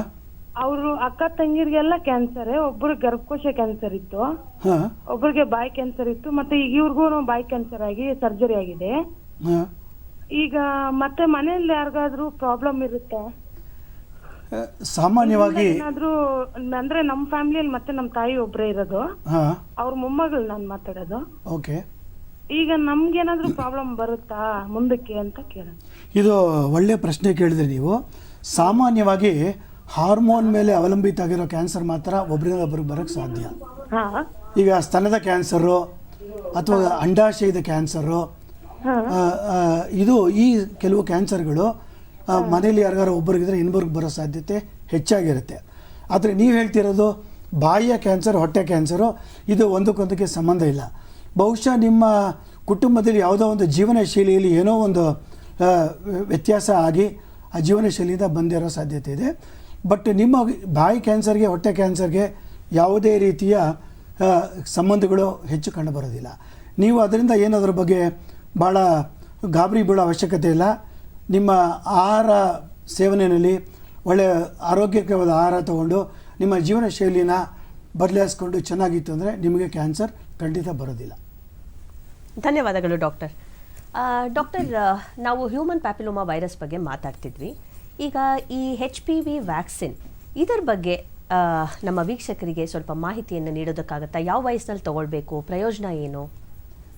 ಮೇಡಮ್, ನಾನು ಹೇಳಿದಾಗೆ ನಿಮಗೆ ಈಗ ಸುಮಾರು ಒಂದು 90% ಗರ್ಭಕದ ಕೊರಳಿನ ಕ್ಯಾನ್ಸರ್ಗೆ ಹ್ಯೂಮನ್ ಪ್ಯಾಪಿಲೋಮಾ ವೈರಸ್ಸು ಕಾರಣ ಅಂತ ಹೇಳಿದೆ. ಹಾಗೆ ಕೆಲವು ರೀತಿಯ ಬಾಯಿಯ ಕ್ಯಾನ್ಸರು, ಕೆಲವು ಗುದದ್ವಾರದ ಕ್ಯಾನ್ಸರು, ಈ ಕ್ಯಾನ್ಸರ್ಗಳಿಗೂ ಈ ಹ್ಯೂಮನ್ ಪ್ಯಾಪಿಲೋಮಾ ವೈರಾಣುಗಳು ಕಾರಣ ಅಂತ ತಿಳಿದು ಬಂದಿದೆ. ಈ ಹ್ಯೂಮನ್ ಪ್ಯಾಪಿಲೋಮಾ ವೈರಸ್ಸಲ್ಲಿ ಒಂದು ಹೆಚ್ಚು ಕಡಿಮೆ ಒಂದು 100 ವಿಧಗಳಿದೆ. ಈಗ ಕೋವಿಡ್ನಲ್ಲಿ ಡೆಲ್ಟಾ ವೈರಸ್ಸು, ಒಮಿಕ್ರಾನ್ ಅಂತ ನಾವೇನು ಹೇಳ್ತೀವಿ, ಅದೇ ರೀತಿ ಹ್ಯೂಮನ್ ಪ್ಯಾಪಿಲೋಮಾ ವೈರಸ್ಸಲ್ಲಿ ಕೂಡ ಅನೇಕ ವಿಧಗಳಿದೆ. ಇದರೊಳಗೆ HPV 16, 18 ಗರ್ಭದ ಕೊರಳಿನ ಕ್ಯಾನ್ಸರ್ಗೆ ಬಹಳ ಪ್ರಾಮುಖ್ಯವಾದ ಒಂದು ವೆರೈಟಿ ವಿಧ. ಹಾಗೆ 6, 11 ಅನ್ನೋದು ಬೇರೆ ಕ್ಯಾನ್ಸರ್ಗಳಿಗೆ ಕಾರಣ ಆಗುತ್ತೆ. ಈ HPV ವ್ಯಾಕ್ಸಿನ್ ಈಗ ವಿಶ್ವ ಆರೋಗ್ಯ ಸಂಸ್ಥೆಯವರು ಈಗ ಈ ವ್ಯಾಕ್ಸಿನೇಷನ್ನ ನಮ್ಮ ಭಾರತೀಯ ನ್ಯಾಷನಲ್ ಇಮ್ಯುನೈಸೇಷನ್ ಪ್ರೋಗ್ರಾಮ್ ಜೊತೆಗೆ ಸೇರಿಸಿ ಕೊಡಬೇಕು ಅಂತ ಒಂದು ರೆಕಮೆಂಡೇಶನ್ ಮಾಡಿದ್ದಾರೆ. ಇದು ಮಕ್ಕಳಿಗೆ ಸಾಮಾನ್ಯವಾಗಿ ನಾವು ಪೋಲಿಯೋ, BCG, DPT ಎಲ್ಲ ಕೊಡ್ತೀವಲ್ಲ, ಹಾಗೆ ಇದನ್ನು ಕೊಡಬೇಕು ಅನ್ನೋ ಒಂದು ರೆಕಮೆಂಡೇಶನ್ ಮಾಡಿದ್ದಾರೆ. ಇದು ಸಾಮಾನ್ಯವಾಗಿ ಒಂದು ಹೆಣ್ಣು ಮಗು 9 ರಿಂದ 13 ವರ್ಷದ ಒಳಗೆ ಇದನ್ನು ಕೊಡಿಸಿದ್ರೆ ಭಾಳ ಉತ್ತಮ. ಅವ್ರಿಗೆ ಗರ್ಭದ ಕೊರಳಿನ ಕ್ಯಾನ್ಸರಿಂದ ಅವರಿಗೆ ಒಂದು ರಕ್ಷಣೆ ಸಿಗುತ್ತೆ. ಅದು 2 ಡೋಸ್ ಕೊಡಬೇಕು. ಇವತ್ತೊಂದು ಡೋಸ್ ಕೊಟ್ಟು 6 ತಿಂಗಳು ಬಿಟ್ಟು ಮತ್ತೊಂದು ಡೋಸು. ಈ ವ್ಯಾಕ್ಸಿನ್ ನಮ್ಮಲ್ಲಿ ಲಭ್ಯ ಇದೆ, ನಮ್ಮ ಭಾರತದಲ್ಲಿ ಸಿಗುತ್ತೆ. ಇನ್ನು 15 ವರ್ಷದ ನಂತರ, ಯಾಕೆ ಇದು 13 ವರ್ಷ ಅಂತ ಹೇಳಿದ್ರೆ, ಅವರು ಇನ್ನೂ ಯಾವುದೇ ಒಂದು ಲೈಂಗಿಕ ಕ್ರಿಯೆಯಲ್ಲಿ ತೊಡಗಿರಲ್ಲ ಅವರು. ಹಾಗಾಗಿ ಅವರಿಗೆ ಆ ಟೈಮ್ನಲ್ಲೇ ಪ್ರೊಟೆಕ್ಷನ್ ಬರುತ್ತೆ. ಒಂದ್ಸತಿ ಅವ್ರು ಲೈಂಗಿಕ ಕ್ರಿಯೆಯಲ್ಲಿ ತೊಡಗಿಬಿಡ್ತು ಅಂದರೆ ಅವರಿಗೆ HPV ಇಂದ ರಕ್ಷಣೆ ಸಿಗೋದು ಕಷ್ಟ. ಸಾಮಾನ್ಯವಾಗಿ ಇದು ಲೈಂಗಿಕ ಕ್ರಿಯೆಯಿಂದ ಬರ್ತಕ್ಕಂಥ ಒಂದು ವೈರಾಣು. ಇದು 15 ವರ್ಷದ ನಂತರ ಈ ವ್ಯಾಕ್ಸಿನ್ ಕೊಡಬೇಕು ಅಂದರೆ 3 ಡೋಸ್ ಕೊಡಬೇಕಾಗತ್ತೆ. 3 ಡೋಸ್ ಕೊಡಬೇಕು. 3 ಡೋಸ್ ಕೊಟ್ಟರೆ ಅದು ಅದರಿಂದ ರಕ್ಷಣೆ ಸಿಗುತ್ತೆ. ಇದು ನಮ್ಮ ದೇಶದಲ್ಲಿ ಲಭ್ಯ ಇದೆ. ನಮ್ಮ ಭಾರತ ಸರ್ಕಾರ ಕೂಡ ಇದನ್ನು ಗಂಭೀರವಾಗಿ ಪರಿಗಣಿಸ್ಬಿಟ್ಟು ಇದನ್ನು ರೆಗ್ಯುಲರ್ ಪ್ರೋಗ್ರಾಮ್ ಮಾಡಬೇಕು ಅಂತ ನಮ್ಮ ರಾಷ್ಟ್ರೀಯ ಕಾರ್ಯಕ್ರಮದಲ್ಲಿನ ಸೇರಿಸ್ಬೇಕು ಅಂತ ಒಂದು ಯೋಜನೆ ಇದೆ. ನಮ್ಮಲ್ಲಿ WHO ಇರ್ತಕ್ಕಂಥ ಡಾಕ್ಟರ್ ಸೌಮ್ಯ ಸ್ವಾಮಿನಾಥನ್ ಅವರು ಇದರ ಬಗ್ಗೆ ಭಾಳ ಮುತುವರ್ಜಿ ವಹಿಸಿ ಒಂದು ಕಮಿಟಿ ಮುಖ್ಯಸ್ಥರಾಗಿ ಇದನ್ನ ರೆಕಮೆಂಡೇಶನ್ ಮಾಡಿದ್ದಾರೆ. ಬಟ್ ಇದಕ್ಕೆ ಸ್ವಲ್ಪ ನಮ್ಮ ಆರ್ಥಿಕ ಪರಿಸ್ಥಿತಿಗಳು ಅಷ್ಟೊಂದು ಹೆಚ್ಚು ಬೇಕಾಗಿರೋದ್ರಿಂದ ಇಲ್ಲ. ಬಟ್ ಏನಪ್ಪ ಅಂದರೆ ಪ್ರೈವೇಟ್ನಲ್ಲಿ ಇದು ಲಭ್ಯ ಇದೆ. ಇದು ಸಾಮಾನ್ಯವಾಗಿ 2 ರಿಂದ 2.5 ಸಾವಿರ ರೂಪಾಯಿ ಆಗುತ್ತೆ ಒಂದು ಡೋಸು. ಒಂದು 5 ಸಾವಿರ ರೂಪಾಯಿ ಸ್ವಂತ ಖರ್ಚು ಮಾಡ್ತು ಅಂದರೆ ಈ HPV ವ್ಯಾಕ್ಸಿನ್ ತಗೋಬೋದು. ಡಾಕ್ಟರ್, ಮತ್ತೊಂದು ಕರೆ ಇದೆ, ಶಾಂತಮ್ಮ ಉಳ್ಳಾಳದಿಂದ. ಶಾಂತಮ್ಮ ಅವರೇ ಮಾತಾಡಿ. ಮಾತಾಡಿ ಶಾಂತಮ್ಮ ಅವರೇ. ಅಲ್ಲ ಸರ್, ನಾವು ಶಾಂತಮ್ಮ ಅಂತ ಹೇಳಿ ಬೆಂಗಳೂರಿಂದ ಮಾತಾಡ್ತಾ ಇದೀವಿ. ಹೇಳಿ ಬಾ. ನಮ್ಮ ಅಕ್ಕನ ಮಗಳಿಗೆ ಈಗ ಒಂದು 8ನೇ ತಿಂಗಳಲ್ಲಿ ಆಪರೇಷನ್ ಮಾಡ್ಕೊ ಬಂದ್ವಿ. ಇದೇ ತರ ಕ್ಯಾನ್ಸರ್ ಆಗಿದೆ, ಇವಾಗ ಕಂಡಿದೆ, ಸ್ಟಾರ್ಟಿಂಗ್ ಸ್ಟೇಜಲ್ಲಿ ಇದೆ ಅಂತ ಹೇಳಿದ್ರು. ಮತ್ತೆ ಇವಾಗ ಬಿಟ್ಟು ಬಿಟ್ಟು ಜ್ವರ ಬರ್ತಾ ಇರುತ್ತೆ ಅವ್ರಿಗೆ, ಫುಲ್ಲು ಹೊಟ್ಟೆ ನೋವು, ಕಾಲು ನೋವು ಬರ್ತಾ ಇದೆ. ಅದಕ್ಕೆ ಏನ್ ಮಾಡ್ಬೇಕು ಅಂತ ಕೇಳ್ಬೇಕಿತ್ತು ನಿಮ್ಗೆ. ಯಾವ ಕ್ಯಾನ್ಸರ್ ಅಂತ ಅನುಮಾನ ಪಡ್ತಿದ್ದಾರಮ್ಮ? ಕ್ಯಾನ್ಸರು ಗರ್ಭಕೋಶದ ಕೆಳಗಡೆ ಇದೆ, ಗಂಟು ಸಣ್ಣದು ಇವಾಗ ಕಂಡಿದೆ ಅಂತ ಹೇಳಿದ್ರು. ಇದು ಬಹುಶಃ ಅವ್ರಿಗೆ ಈ ಕ್ಯಾನ್ಸರ್ ಕಾಯಿಲೆ ರಾತ್ರಿ ಬೆಳಗಲ್ಲಿ ಬರೋದಲ್ಲ. ಅದು ಸಾಮಾನ್ಯವಾಗಿ ಇದು ವರ್ಷಗಳಿಂದ ಮುಂಚೆನೇ ಇದ್ರ ಮುನ್ಸೂಚನೆ ಬಂದಿದೆ. ಅವರಿಗೆ ಅದು ಬಹುಶಃ ಪತ್ತೆ ಹಚ್ಚಿಸ್ಕೊಂಡಿಲ್ಲ ಅವರು. ಹಾಗಾಗಿ ಇವಾಗ ಅದು ಪತ್ತೆ ಹಚ್ಚಿದೆ. ಏನು ಸಮಸ್ಯೆ ಇಲ್ಲಮ್ಮ. ತಜ್ಞ ವೈದ್ಯರ ಹತ್ರ ಬಂದು ಇದ್ರ ಬಗ್ಗೆ ಪರೀಕ್ಷೆ ಮಾಡ್ಕೊಳ್ಳಿ. ಸೂಕ್ತವಾದ ಚಿಕಿತ್ಸೆ ತಪ್ಪಿಸ್ಕೊಳ್ದೆ ತೊಗೊಂತು ಅಂದರೆ ಕ್ಯಾನ್ಸರ್ನ ಚಿಕಿತ್ಸೆ ನೀಡಿ ಗುಣಪಡಿಸ್ಬೋದು. ಗಾಬರಿ ಬೀಳೋ ಅವಶ್ಯಕತೆ ಇಲ್ಲಮ್ಮ. ನಮ್ಮ ಆಸ್ಪತ್ರೆಗೆ ಬರ್ಬೋದು ಅಥವಾ ಯಾವುದೇ ಸರ್ಕಾರಿ ಆಸ್ಪತ್ರೆ ಆಗಲಿ, ಅಲ್ಲಿ ಹೋಯ್ತು ಅಂದರೆ ನಿಮಗೆ ಉಚಿತವಾಗಿ ಚಿಕಿತ್ಸೆ ನೀಡ್ತಾರೆ. ಆ ಸೌಲಭ್ಯನ ನೀವು ಉಪಯೋಗಿಸ್ಕೊಳ್ಬೋದಮ್ಮ. ಧನ್ಯವಾದಗಳು ಶಾಂತಮ್ಮ ಅವರೇ. ಇನ್ನು ಡಾಕ್ಟರ್, ಈ HPV ವ್ಯಾಕ್ಸಿನ್ ಬಗ್ಗೆ ಬಹಳ ಉತ್ತಮವಾದ ಮಾಹಿತಿಯನ್ನು ನೀಡಿದ್ದೀರಾ. ಅಕಸ್ಮಾತ್ ಆಗಿ ಆ ವಯಸ್ಸು ಮೀರಿ ಒಬ್ಬ ಹೆಣ್ಣು ಮಗಳು ಇನ್ನೇನು ಅವಳು ಗರ್ಭಧಾರಣೆ ಮಾಡ್ಕೊಳ್ಬೇಕು, ಸುಮಾರು 25, 28, 30 ವರ್ಷದವರಾಗಿರ್ಬೋದು, ಅದರ ಮೊದಲು ಏನಾದರೂ ತೊಗೊಂಡ್ರೆ ಪ್ರಯೋಜನ ಇದೆಯಾ? ಅಥವಾ ಲೈಂಗಿಕ ಕ್ರಿಯೆಗೆ ತೊಡಗೋದಕ್ಕೆ ಮುಂಚೆ ತೊಗೊಂಡ್ರೆ ಇದರಿಂದ ಪರಿಣಾಮ ಹೆಚ್ಚಿರುತ್ತಾ? ಹೌದು, ಸಾಮಾನ್ಯವಾಗಿ ನಮ್ಮ ದೇಶದಲ್ಲಿ 15 ರಿಂದ 45 ವಯಸ್ಸಿನವರೆಗೆ ಒಂದು ರೀಪ್ರೊಡಕ್ಟಿವ್ ಏಜ್ ಗ್ರೂಪ್ ಅಂತ ಹೇಳ್ತೀವಿ. ಆ ಸಮಯದಲ್ಲಿ ಈ ಹ್ಯೂಮನ್ ಪ್ಯಾಪಿಲೋಮಾ ವೈರಸ್ ಹರಡೋ ಸಾಧ್ಯತೆ ಹೆಚ್ಚಾಗಿರುತ್ತೆ. ನೀವು 15-13 ವರ್ಷಕ್ಕೆ ಮುಂಚೆ ತೊಗೊಳ್ಲಿಕ್ಕೆ ಆಗಲಿಲ್ಲ ಅಂದರೆ ನಿಮಗೆ ಒಂದು 45 ವಯಸ್ಸಿನವರೆಗೂ ತೊಗೊಳ್ಳೋ ಒಂದು ಸಾಧ್ಯತೆ ಇದೆ. ಅದು ನಿಮ್ಮಲ್ಲಿ ಒಂದು ಹಾರ್ಮೋನ್ ಇದೆಲ್ಲ ಕಡಿಮೆ ಆದಾಗ ಹೆಂಗಸರಲ್ಲಿ 45 ವರ್ಷದ ನಂತರ ತೊಗೊಂಡ್ರೆ ಇದರಿಂದ ಏನೂ ಹೆಚ್ಚು ಪ್ರಯೋಜನ ಆಗಲ್ಲ. 15-45 ವರ್ಷ ತಗೋಬೋದು ಖಂಡಿತ. ಓಕೆ, ಇನ್ನು ಡಾಕ್ಟರ್, ಈ ವಿಶ್ವ ಕ್ಯಾನ್ಸರ್ ದಿನಾಚರಣೆ ಬಗ್ಗೆ ಬರೋಣ. ಈ ಕ್ಯಾನ್ಸರ್ ದಿನಾಚರಣೆಯನ್ನು ಆಚರಿಸೋ ಉದ್ದೇಶ ಏನು? ಇದು ಸುಮಾರು ಫೆಬ್ರವರಿ 4, 2000 ಇಸ್ವಿನಲ್ಲಿ ವಿಶ್ವ ನಾಯಕರುಗಳೆಲ್ಲ ಸೇರಿಕೊಂಡು ಪ್ಯಾರಿಸ್ನಲ್ಲಿ ಒಂದು ಕಮ್ಮಟ ಮಾಡಿದ್ರು. ಅದರಲ್ಲಿ ಕೂತ್ಕೊಂಡವ್ರಿಗೆ ಮನವರಿಕೆ ಆಯಿತು ಕ್ಯಾನ್ಸರ್ ಕಾಯಿಲೆ ಹೆಚ್ಚಾಗಿ ನಡೀತಿದೆ ಅಂತ. ಇದಕ್ಕೆ ಮೇಯ್ನಾಗಿ ಜಾಗೃತಿ ಮುಖ್ಯ. ಜನಗಳಲ್ಲಿ ಕ್ಯಾನ್ಸರ್ ಬಗ್ಗೆ ಜಾಗೃತಿ ಮೂಡಿಸಿ ಅದರಿಂದ ಜನಗಳಿಗೆ ಕ್ಯಾನ್ಸರ್ ಬಗ್ಗೆ ಮಾಹಿತಿ ನೀಡೋ ಉದ್ದೇಶದಿಂದ ವಿಶ್ವ ಕ್ಯಾನ್ಸರ್ ದಿನಾಚರಣೆನ ಪ್ರತಿ ವರ್ಷ ಫೆಬ್ರವರಿ 4ನೇ ತಾರೀಕು ಇದನ್ನ ಮಾಡ್ತಾರೆ. ಪ್ರತಿ ವರ್ಷ ಮಾಡಿದಾಗ ಅದಕ್ಕೆ ಒಂದು ಘೋಷಣಾ ವಾಕ್ಯ ಅಂತ ಇರುತ್ತೆ. ಈ 22, 23, 24ನೇ ಇಸ್ವಿಗೆ ಘೋಷಣಾ ವಾಕ್ಯ ಕ್ಲೋಸ್ ದ ಕೇರ್ ಗ್ಯಾಪ್ ಅಂತ ಹೇಳ್ತಾರೆ. ಅಂದರೆ ಒಂದು ಕಡೆ ರೋಗಿಗಳಿದ್ದಾರೆ, ಇನ್ನೊಂದು ಕಡೆ ಸೌಲಭ್ಯಗಳಿದೆ. ಏನಾಗಿದೆ, ಜನಗಳೀಗ ಎಷ್ಟೋ ಜನ ಕ್ಯಾನ್ಸರ್ ಇದ್ದರೂ ಕೂಡ ಡಾಕ್ಟರ್ ಹತ್ರ ಹೋಗೋದೇ ಇಲ್ಲ. ಅಥವಾ ನಾನು ಹೇಳಿದಾಗೆ ಅವರಿಗೆ ಕ್ಯಾನ್ಸರ್ ಬಗ್ಗೆ ಸಮಯಕ್ಕೆ ತಕ್ಕಾಗಿ ಪರೀಕ್ಷೆ ಮಾಡಿಸ್ಕೋಬೇಕು ಅನ್ನೋದು ತಿಳುವಳಿಕೆ ಇಲ್ಲ. ಕ್ಯಾನ್ಸರ್ ಮುನ್ಸೂಚನೆಗಳ ಬಗ್ಗೆ ಅವರಿಗೆ ತಿಳುವಳಿಕೆ ಇಲ್ಲ. ಇದನ್ನೆಲ್ಲ ಅವರಿಗೆ ತಿಳಿಸ್ಬಿಟ್ಟು ಈಗ ಅವ್ರ ಕ್ಯಾನ್ಸರ್ ಬಂದ ನಂತರ ಸೂಕ್ತ ಸಮಯದಲ್ಲಿ ಒಂದು ಕ್ಯಾನ್ಸರ್ ಸೌಲಭ್ಯ ಎಲ್ಲಿದೆಯೇ ಅದನ್ನು ತಗೊಂಡು ಆ ಒಂದು ಅಂತರವನ್ನು ಕಡಿಮೆ ಮಾಡಬೇಕು ಅನ್ನೋ ಉದ್ದೇಶದಿಂದ ಕ್ಲೋಸ್ ದ ಕೇರ್ ಗ್ಯಾಪ್ ಅಂತ ಈ ವರ್ಷ ಘೋಷಣಾ ವಾಕ್ಯ ಮಾಡಿದ್ದಾರೆ. ಒಂದು ಕರೆ ಇದೆ ಸರ್, ತಮ್ಮ ಹೆಸರು ಹೇಳಿ ಮಾತಾಡಿ. ಹಲೋ. ಹಲೋ, ಹೇಳಿಮ್ಮ, ತಮ್ಮ ಹೆಸರು? ನಮ್ಮ ಹೆಸರು ರೇಖಾ ಮ್ಯಾಮ್. ರೇಖಾ, ಎಲ್ಲಿಂದ ಕರೆ ಮಾಡ್ತಿದ್ದೀರಾ? ಬ್ಯಾಂಗ್ಳೂರಿಂದ ಮ್ಯಾಮ್. ಬ್ಯಾಂಗ್ಳೂರಿಂದ. ಹೇಳಿ ರೇಖಾ ಅವರೇ. ನಮಸ್ತೆ ಡಾಕ್ಟರ್. ನಮಸ್ಕಾರ, ಹೇಳಿಮ್ಮ. ಸರ್ ಡಾಕ್ಟರ್, ನನಗೆ 8-9 ಇಯರ್ಸ್ ಇಂದ ಗ್ಯಾಸ್ ಪ್ರಾಬ್ಲಮ್ ಇದೆ, ಅಸಿಡಿಟಿ ಪ್ರಾಬ್ಲಮ್ ಇದೆ. ಈಗ ಅದು ರೀಸೆಂಟ್ ಆಗಿ 2-3 ಮಂತ್ಸ್ ಇಂದ ಮೋಷನ್ ಮಾಡಿದ್ರು ಉರಿ ಹಾಕೋ ತರ ಇದೆ ನಂಗೆ. ಮತ್ತೆ ಎದೆ ಯಾವಾಗ್ಲೂ ಉರಿತಾನೆ ಇರುತ್ತೆ. ಸ್ವಲ್ಪ ಆಗಾಗ ಕೋಲ್ಡ್ ಏನಾದ್ರು ತಗೋತೀನಿ, ಮಜ್ಜಿಗೆ ಆ ತರ ಏನಾದ್ರು ತಗೊಂಡ್ರೆ ಕೋಲ್ಡ್ ಆಗ್ಬಿಡುತ್ತೆ. ಉರಿ ಇದ್ದಾಗ ನಾನು ಏನ್ ಮಾಡ್ತೀನಿ ಅಂದ್ರೆ 5 ml ಜೆಲೋಸಿಲೋ ಆ ತರ ತಗೊಂಡು ಅದನ್ನ ಕಂಟ್ರೋಲ್ ಮಾಡ್ಕೋತಾ ಇದ್ದೀನಿ. ಅದೇನಾದ್ರೂ ಪ್ರಾಬ್ಲಮ್ ಆಗೋ ಚಾನ್ಸಸ್ ಇದೆಯಾ ಡಾಕ್ಟರ್? ಮೇಡಮ್, ಒಳ್ಳೆ ಪ್ರಶ್ನೆ ಕೇಳಿದ್ರಿ. ನಮ್ಮಲ್ಲಿ ನಮ್ಮ ಭಾರತ ದೇಶದಲ್ಲಿ, ಅದರಲ್ಲೂ ದಕ್ಷಿಣ ಭಾರತದಲ್ಲಿ ನಾವು ಉಪಯೋಗಿಸುವಷ್ಟು ಸಾಂಬಾರು ಪದಾರ್ಥ ಪ್ರಪಂಚದಲ್ಲಿ ಬೇರೆ ಯಾರೂ ಉಪಯೋಗಿಸೋದಿಲ್ಲ. ಹಾಗಾಗಿ ನಮ್ಮಲ್ಲಿ ಏನಾಗುತ್ತೆ, ಈ ಗ್ಯಾಸ್ಟ್ರೈಟಿಸು ಅಥವಾ ರಿಫ್ಲೆಕ್ಸ್ ಬರಲಿಕ್ಕೆ ಮುಖ್ಯವಾದ ಕಾರಣ ಅತಿಯಾದ ಸಾಂಬಾರು ಪದಾರ್ಥದ ಬಳಕೆ ಒಂದು. ಎರಡನೇದು, ಅತಿಯಾದ ಸಾಂಬಾರು ಪದಾರ್ಥಗಳನ್ನ ಉಪಯೋಗಿಸಿದಾಗ ಸಾಮಾನ್ಯವಾಗಿ ಒಂದು ಬಿರಿಯಾನಿ ತಿಂದರು ಅಥವಾ ಏನೇ ಒಂದು ಖಾರದ ಪದಾರ್ಥ ತಿಂದಾಗ ಆ್ಯಸಿಡ್ ರಿಫ್ಲೆಕ್ಸ್ ಆಗೋದು ಸರ್ವೇ ಸಾಮಾನ್ಯ. ಅದಕ್ಕೆ ಒಂದು ಆ್ಯಂಟಾಸಿಡ್ಸ್ನ ಡಾಕ್ಟ್ರುಗಳು ಕೊಡ್ತಾರೆ, ಅದನ್ನು ನೀವು ತಗೊಳ್ತೀರಾ. ಅದರಿಂದ ಅದು ಕಡಿಮೆ ಆಗಬೇಕು. ಸುಮಾರು ತಿಂಗಳುಗಟ್ಟಲೆ ನೀವು ಅದನ್ನ ತೊಗೊಂಡು ಕಡಿಮೆ ಆಗಲಿಲ್ಲ ಅಂದರೆ ಬಹುಶಃ ನಿಮ್ಗೇನೋ ಸಮಸ್ಯೆ ಇದೆ. ಅದು ಕ್ಯಾನ್ಸರ್ ಸಮಸ್ಯೆನೇ ಅಂತ ನಾನು ಹೇಳೋದಿಲ್ಲ. ಹೌದು. ಬಟ್ ನೀವೇನು ಮಾಡಬೇಕು ಅಂದರೆ ಮುನ್ನೆಚ್ಚರಿಕೆ ವಹಿಸ್ಬಿಟ್ಟು ತಕ್ಷಣ ನೀವು ವೈದ್ಯರನ್ನ ಕಂಡು ಅವರು ಅದಕ್ಕೆ ಒಂದು ಎಂಡೋಸ್ಕೋಪಿ ಅಂತ ಮಾಡ್ತಾರೆ, ಅದನ್ನು ಪರೀಕ್ಷೆ ಮಾಡಿಸ್ಕೊಂಡು ಯಾವುದೇ ಒಂದು ಹೊಟ್ಟೆನಲ್ಲಿ ಅಥವಾ ಕರುಳಿನಲ್ಲಿ ಯಾವುದೇ ರೀತಿಯ ಹುಣ್ಣುಗಳಿಲ್ಲ ಅಂತ ಅದನ್ನು ಪತ್ತೆ ಹಚ್ಚಿಸ್ಕೊಂಡು ನೀವು ಚಿಕಿತ್ಸೆ ತಗೋಬೇಕು. ಡಾಕ್ಟ್ರ್ ಹತ್ರ ಹೋಗದೆ ನೀವೇ ಸ್ವಯಂ ವೈದ್ಯ ಮಾಡ್ತಾ ಹೋದರೆ ಅದು ಮುಂದಿನ ದಿನಗಳಲ್ಲಿ ಹೆಚ್ಚಿನ ಸಮಸ್ಯೆ ಉಂಟು ಮಾಡುತ್ತೆ. ಸ್ವಂತ ವೈದ್ಯ ದಯವಿಟ್ಟು ಬೇಡ. ಅದು ಒಂದು 15 ದಿವಸದ ಮೇಲೂ ಕೂಡ ಇತ್ತು ಅಂದರೆ ದಯವಿಟ್ಟು ವೈದ್ಯರ ಬಳಿಗೆ ಹೋಗಿ ತಪಾಸಣೆ ಮಾಡಿಸ್ಕೊಂಡು ಅದೇನು ಕಾಯಿಲೆ ಅನ್ನೋದನ್ನ ನಿರ್ಧಾರ ಮಾಡಿಕೊಳ್ಳಿ ನೀವು. ಆಮೇಲೆ ಆದಷ್ಟು ಕರಿದ ಪದಾರ್ಥಗಳು, ಸಾಂಬಾರು ಪದಾರ್ಥಗಳ ಬಳಕೆಗಳನ್ನ ಕಡಿಮೆ ಮಾಡಿ. ಸಾಕಷ್ಟು ಹಣ್ಣು ತರಕಾರಿ ಚೆನ್ನಾಗಿ ತಿನ್ನಿ, ಮಜ್ಜಿಗೆ, ಹಾಲು ಇವುಗಳನ್ನ ಸಾಕಷ್ಟು ಪ್ರಮಾಣದಲ್ಲಿ ತಗೊಳ್ಳಿ.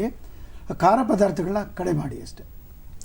ರೇಖಾ ಅವರೇ, ನಿಮ್ಮ ಪ್ರಶ್ನೆಗೆ ಉತ್ತರ ಸಿಕ್ತು ಅಂತ ಭಾವಿಸ್ತೀನಿ. ಬಂದ ತೊಂದರೆಗಳೆಲ್ಲ ಕ್ಯಾನ್ಸರ್ ಆಗಬೇಕು ಅಂತೇನಿಲ್ಲ, ಅನಾವಶ್ಯಕವಾದ ಆತಂಕ ಬೇಡ. ಆದರೆ ಸೂಕ್ತವಾದ ವೈದ್ಯರನ್ನ ಕಂಡು ಅದರ ಸೂಕ್ತವಾದ ಚಿಕಿತ್ಸೆಯನ್ನು ಪಡಿಬೇಕು, ಸ್ವಯಂ ವೈದ್ಯ ಬೇಡ ಅಂತ ಡಾಕ್ಟರ್ ಹೇಳಿದ್ರು. ಧನ್ಯವಾದಗಳು ಡಾಕ್ಟರ್.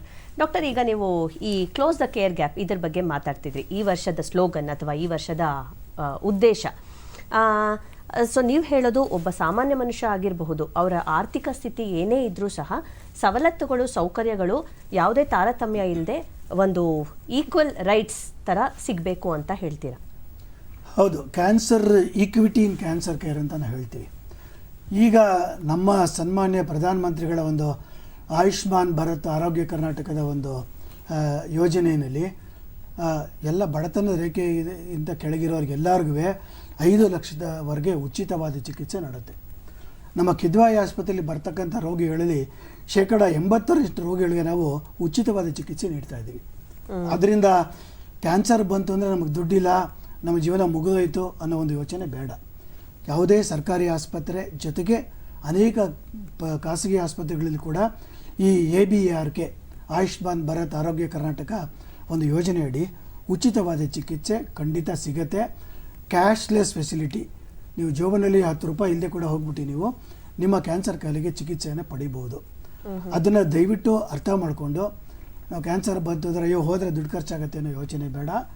ನಿಮಗೆ ಬೇಕಾಗಿರೋದು ಒಂದೇ ಒಂದು BPL ಕಾರ್ಡ್ನ ತೊಗೊಂಡು ನೀವು ಹೋಗಿ, ಅಥವಾ ನಿಮ್ಮ ಲೋಕಲ್ ತಹಶೀಲ್ದಾರ್ ಹತ್ರ ಒಂದು ಇನ್ಕಮ್ ಸರ್ಟಿಫಿಕೇಟು ಇದನ್ನು ತೊಗೊಂಡು ಹೋಯ್ತು ಅಂದರೆ, ನಮ್ಮಲ್ಲಿ ಅಕಸ್ಮಾತ್ ಏನೂ ಇಲ್ಲ, ಬಡವರು ನೀವು ಯಾವುದೇ ದಾಖಲೆಗಳಿಲ್ಲ ಅಂದರೆ ರಾಷ್ಟ್ರೀಯ ಆರೋಗ್ಯ ನಿಧಿ ಅಂತ ಇದೆ. ಭಾರತದ ಸರ್ಕಾರದಲ್ಲಿ ಅನೇಕ ಯೋಜನೆಗಳಿದೆ.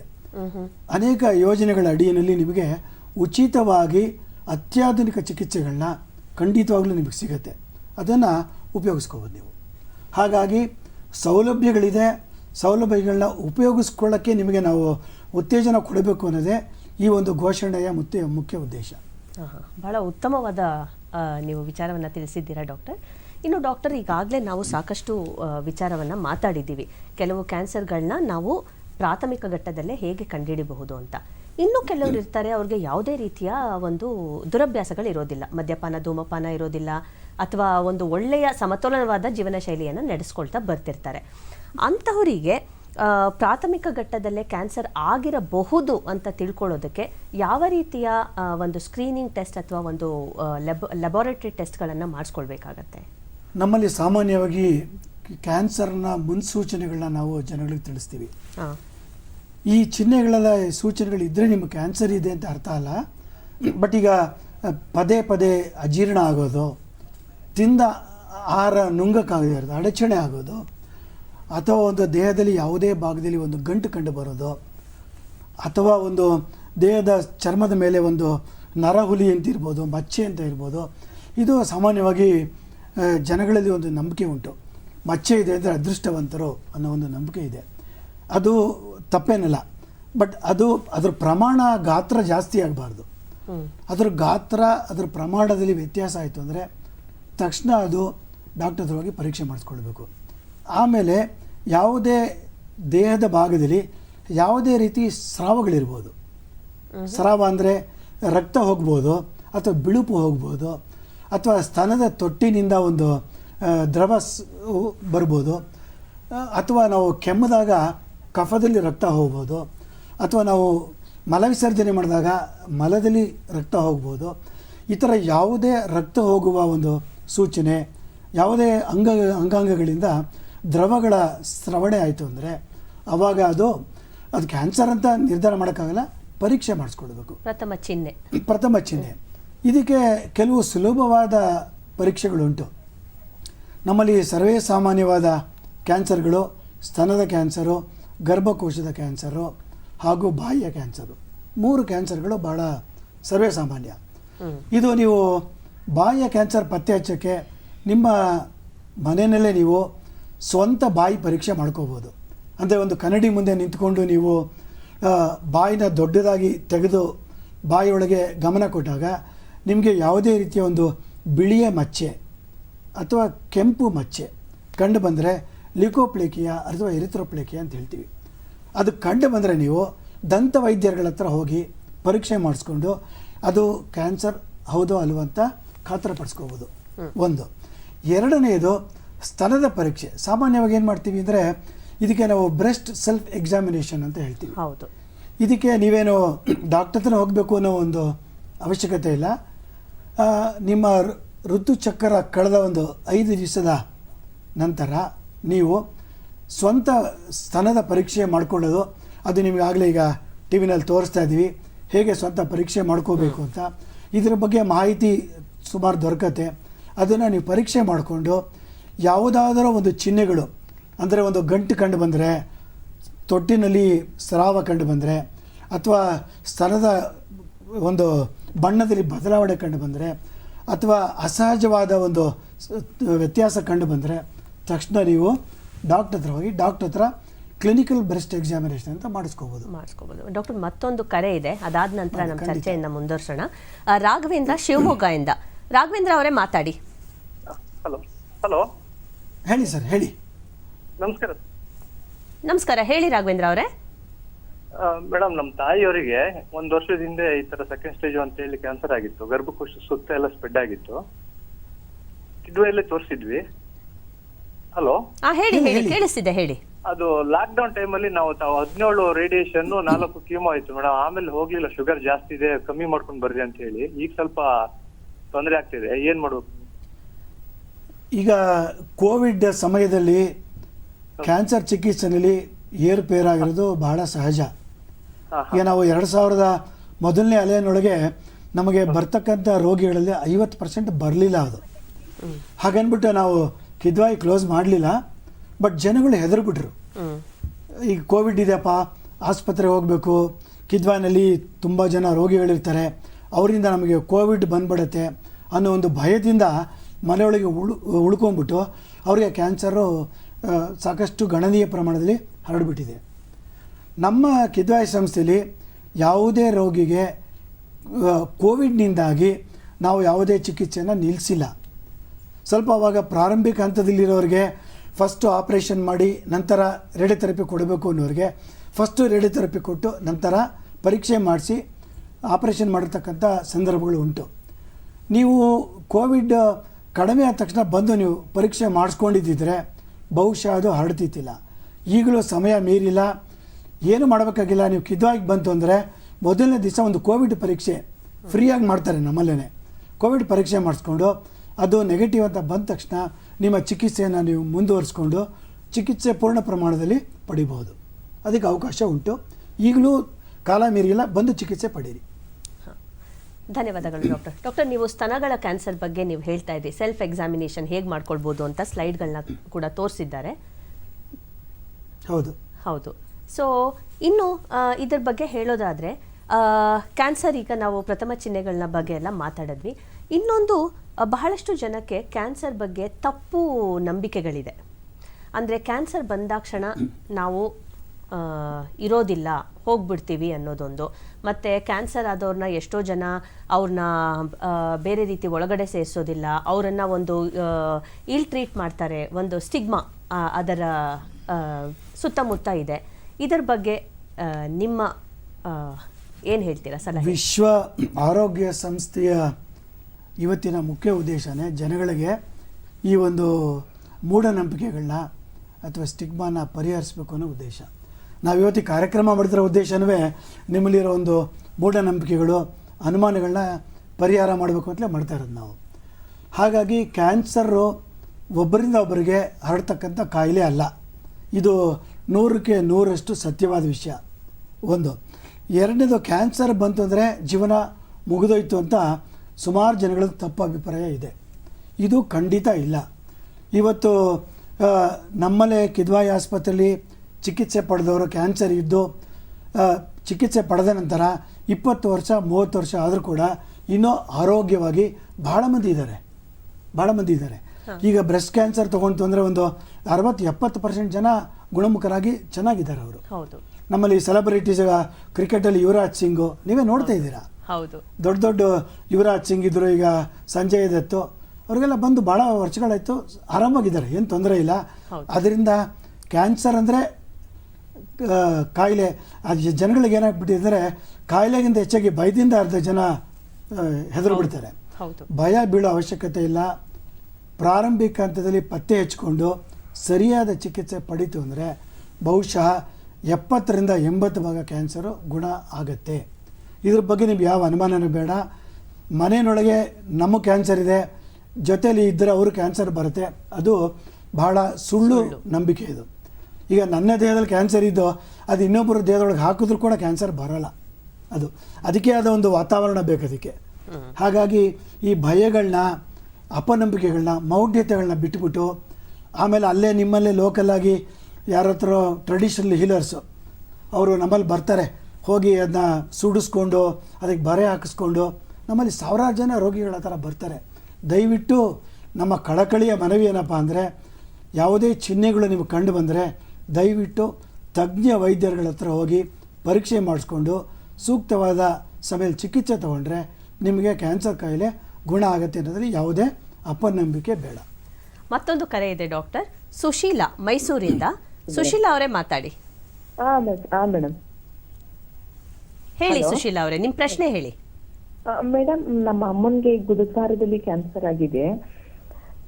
ಕಿದ್ವಾಯ್ ಆಸ್ಪತ್ರೆಗೆ ಬಂದು ತೋರಿಸಿದ್ವಿ ಮೇಡಮ್. ಅದು ಒಂದೊಂದು ರಿಪೋರ್ಟ್ಗೂ ಕೂಡ ಒಂದೊಂದು ವಾರ ಆಗ್ತಿದೆ. ಈಗ 1 ತಿಂಗಳಾಗಿದೆ. MRI, CT ಸ್ಕ್ಯಾನಿಂಗ್ ಎಲ್ಲ ಕೂಡ ಮಾಡ್ತಿದೀವಿ. ಮತ್ತೆ ಕೊಲೊನೋಸ್ಕೋಪಿ ಮಾಡಿಸ್ಬೇಕು ಅಂತ ಹೇಳ್ತಿದ್ದಾರೆ. ಅದು ಹೇಗೆ ಅಂತ ಕೇಳಬೇಕಿತ್ತು ಮೇಡಮ್. ಇದು ಈಗ ಕೋವಿಡ್ 3ನೇ ಅಲೆ ನಡೀತಾ ಇದೆ ಒಂದು. ಎರಡನೇದು, ನಮ್ಮ ಕಿದ್ವಾಯ್ ಸಂಸ್ಥೆಗೆ ಪ್ರತಿನಿತ್ಯ 1200ರಿಂದ 1500 ಜನ ರೋಗಿಗಳು ಬರ್ತಾರೆ. ಹಾಗಾಗಿ ನಮ್ಮಲ್ಲಿ ನಮ್ಮ ರೇಡಿಯೋಥೆರಪಿ ವಿಭಾಗ 24 ಗಂಟೆ ಕೆಲಸ ಮಾಡುತ್ತೆ. ನಮ್ಮಲ್ಲಿ ವಿಶ್ವ ಮಟ್ಟದ ಎಲ್ಲ ಚಿಕಿತ್ಸಾ ಸೌಲಭ್ಯಗಳು ಇದೆ. ನಮ್ಮಲ್ಲಿ ಒತ್ತಡ ಜಾಸ್ತಿ ಇದೆ, ರೋಗಿಗಳ ಒತ್ತಡ ಇದೆ. ಸಾಮಾನ್ಯವಾಗಿ ಈಗ ಒಂದು ಕೊಲೊನೋಸ್ಕೋಪಿ ಮಾಡೋಕೆ ಹೋದರೆ ದಿವಸಕ್ಕೆ ನಮ್ಮಲ್ಲಿ ಒಂದು 14 ಆಪರೇಷನ್ ಥಿಯೇಟ್ರ್ ಇದೆ. ದಿವಸಕ್ಕೆ ಎಲ್ಲ ಆಪರೇಷನ್ ಥಿಯೇಟ್ರಲ್ಲೂ 50ರಿಂದ 60 ಶಸ್ತ್ರಚಿಕಿತ್ಸೆ ನಡೀತಿದೆ. ಹಾಗಾಗಿ ನಮ್ಮಲ್ಲಿ ಪೇಷಂಟ್ ದಟ್ಟಣೆ ಜಾಸ್ತಿ ಇರೋದ್ರಿಂದ ಸ್ವಲ್ಪ ಏರ್ಪೇರ್ ಆಗ್ಬೋದು. ಆದರೆ ನಿಮ್ಮ ಮುಖ್ಯವಾದ ಗಮನಕ್ಕೆ ತರೋದೇನಪ್ಪ ಅಂದರೆ, ಒಂದು 4 ದಿವಸ 1 ವಾರ ತಡ ಆದರೆ ಕ್ಯಾನ್ಸರ್ ಕಾಯಿಲೆಯಲ್ಲಿ ಏನೂ ಹೆಚ್ಚು ವ್ಯತ್ಯಾಸ ಆಗಲ್ಲ. ದಯವಿಟ್ಟು ಧೃತಿಗೆಡದೆ, ಧೈರ್ಯ ಕಳ್ಕೊಳ್ಳದೆ, ತಾಳ್ಮೆ ಇಟ್ಕೊಂಡು ನೀವು ಪರೀಕ್ಷೆ ಮಾಡಿಸ್ಕೊಂಡು ಅಂದರೆ ನಿಮಗೆ ಎಲ್ಲ ರೀತಿಯ ಚಿಕಿತ್ಸೆಗಳು ಸರಿಯಾಗಿ ಸಿಗುತ್ತೆ. ಧನ್ಯವಾದಗಳು ಡಾಕ್ಟರ್. ಡಾಕ್ಟರ್, ಕ್ಯಾನ್ಸರ್ನ ಮೂಢನಂಬಿಕೆಗಳ ಬಗ್ಗೆ ಮಾತಾಡ್ತಿದ್ವಿ. ಈಗಷ್ಟೇ ನೀವು ಯುವರಾಜ್ ಸಿಂಗ್ ಅವ್ರ ಬಗ್ಗೆ ಸಹ ಹೇಳ್ತಿದ್ರಿ. ಇನ್ನೊಂದು ದೃಷ್ಟಿಕೋನದಿಂದ ನೋಡಬೇಕು ಅಂತ ಹೇಳಿದ್ರೆ, ನಿನ್ನೆ ಅಷ್ಟೇ ಮನೀಷಾ ಕೊಯ್ರಾಲಾ ಅವರು ಸಹ ಈ ಕ್ಯಾನ್ಸರಿಂದ ಹೊರಬಂದಿದ್ದಾರೆ. ಅವರು ನಿನ್ನೆ ಅಷ್ಟೇ ಪತ್ರಕರ್ತರಿಗೆ ಹೇಳಿದ್ದಾರೆ, ಈ ಕ್ಯಾನ್ಸರ್ನ ನಾನೊಂದು ವರವಾಗಿ ನೋಡ್ತಿದ್ದೀನಿ. ಯಾಕಂದರೆ ಅದು ಬಂದು ಹೋದ ನಂತರ ನಾನು ಪ್ರತಿಯೊಂದು ಪರಿಸ್ಥಿತಿಯನ್ನು ನೋಡುವ ದೃಷ್ಟಿಕೋನ ಬದಲಾಗಿದೆ, ನನ್ನ ದೂರದರ್ಶಿತ್ವ ಹೆಚ್ಚಾಗಿದೆ, ಮೊದಲಿಗಿದ್ದ ಸಿಟ್ಟು, ಕೋಪ ಇದೆಲ್ಲ ನನಗೆ ಶಾಂತ ರೂಪಕ್ಕೆ ತೆರಳಿದೆ ಅಂತ. ಈ ರೀತಿಯ ಒಂದು ಸಕಾರಾತ್ಮಕವಾದ ಒಂದು ಮನೋಭಾವವನ್ನು ಬೆಳೆಸ್ಕೊಂಡಿರೋರು ಬಹಳಷ್ಟು ಜನ ಇದ್ದಾರೆ. ಈ ರೀತಿಯ ಒಂದು ಏನು ನೀವು ನಮ್ಮ ಜನಸಾಮಾನ್ಯರಿಗೆ ಒಂದು ಅಡ್ವೈಸನ್ನು ಕೊಡ್ತೀರಾ? ಯಾವ ರೀತಿ ನೋಡಬೇಕು ನಾವಿದು ಈ ಥರ ಒಂದು ಕ್ಯಾನ್ಸರ್ ಆಗಿದೆ ಅಂತ ಕಂಡು ಬಂದಾಗ? ಮೊದಲನೇದಾಗಿ, ಈ ಕ್ಯಾನ್ಸರ್ ಅಂತ ನಿಮಗೆ ಡಾಕ್ಟ್ರ್ ಹೇಳಿದ ತಕ್ಷಣ ನೀವು ಕುಸಿದು ಬೀಳ್ತಕ್ಕಂಥ ಅವಶ್ಯಕತೆ ಇಲ್ಲ. ಇದರಲ್ಲಿ ಒಂದು ಸೈಕೋ ಆಂಕಾಲಜಿ ಅಂತಲೇ ಒಂದು ಪ್ರತ್ಯೇಕವಾದೊಂದು ವಿಭಾಗ ಇದೆ. ಪ್ರಪಂಚದಲ್ಲಿ ನಡೆದಿರ್ತಕ್ಕಂಥ ಸಂಶೋಧನೆಯ ಪ್ರಕಾರ ನೀವು ಧೃತಿ ಕೆಡ್ತಾ ಧೈರ್ಯ ಹೋಗಿತ್ತು ಅಂದರೆ ನಾವು ನೀಡ್ತಕ್ಕಂಥ ಚಿಕಿತ್ಸೆಗಳು ಉತ್ತಮವಾಗಿ ಫಲಕಾರಿಯಾಗಿ ಕೆಲಸ ಮಾಡುತ್ತೆ. ಅಂದರೆ ನಿಮಗೆ ಒಂದು ಮನಸ್ಸಿನ ದಾಢ್ಯತೆ ಬೇಕು. ಕ್ಯಾನ್ಸರ್ ಬಂದಿದೆ, ಇದು ನಾವು ಬಯಸಿ ಬಂದಿದ್ದ ಕಾಯಿಲೆ ಅಲ್ಲ, ಇದು ಬಂದುಬಿಟ್ಟಿದೆ. ಇದು ಒಂದು ಕ್ಯಾನ್ಸರ್, ಅದು ಒಂದು ಪದ, ಇದು ಒಂದು ವಾಕ್ಯ ಅಲ್ಲ, ಇದು ಸೆಂಟೆನ್ಸ್ ಅಲ್ಲ. ಬಂದಿರೋದನ್ನು ನಾವು ಏನು ಮಾಡಬೇಕು, ಅದಕ್ಕೆ ಸೂಕ್ತವಾದ ಚಿಕಿತ್ಸೆಗಳನ್ನ, ಕ್ರಮಗಳನ್ನ ತೊಗೊಂಡು ಅದ್ರ ಬಗ್ಗೆ ತೊಗೊಂಡು ಅಂದರೆ ಭಾಳ ಬೇಗ ಗುಣ ಆಗುತ್ತೆ. ಈಗ ನೀವೇ ಹೇಳಿದಾಗೇ ಮನಸ್ಸಿನ ಸ್ಥೈರ್ಯ ಹಾಗೂ ಆತ್ಮಸ್ಥೈರ್ಯ ಕಳ್ಕೋಬಾರ್ದು.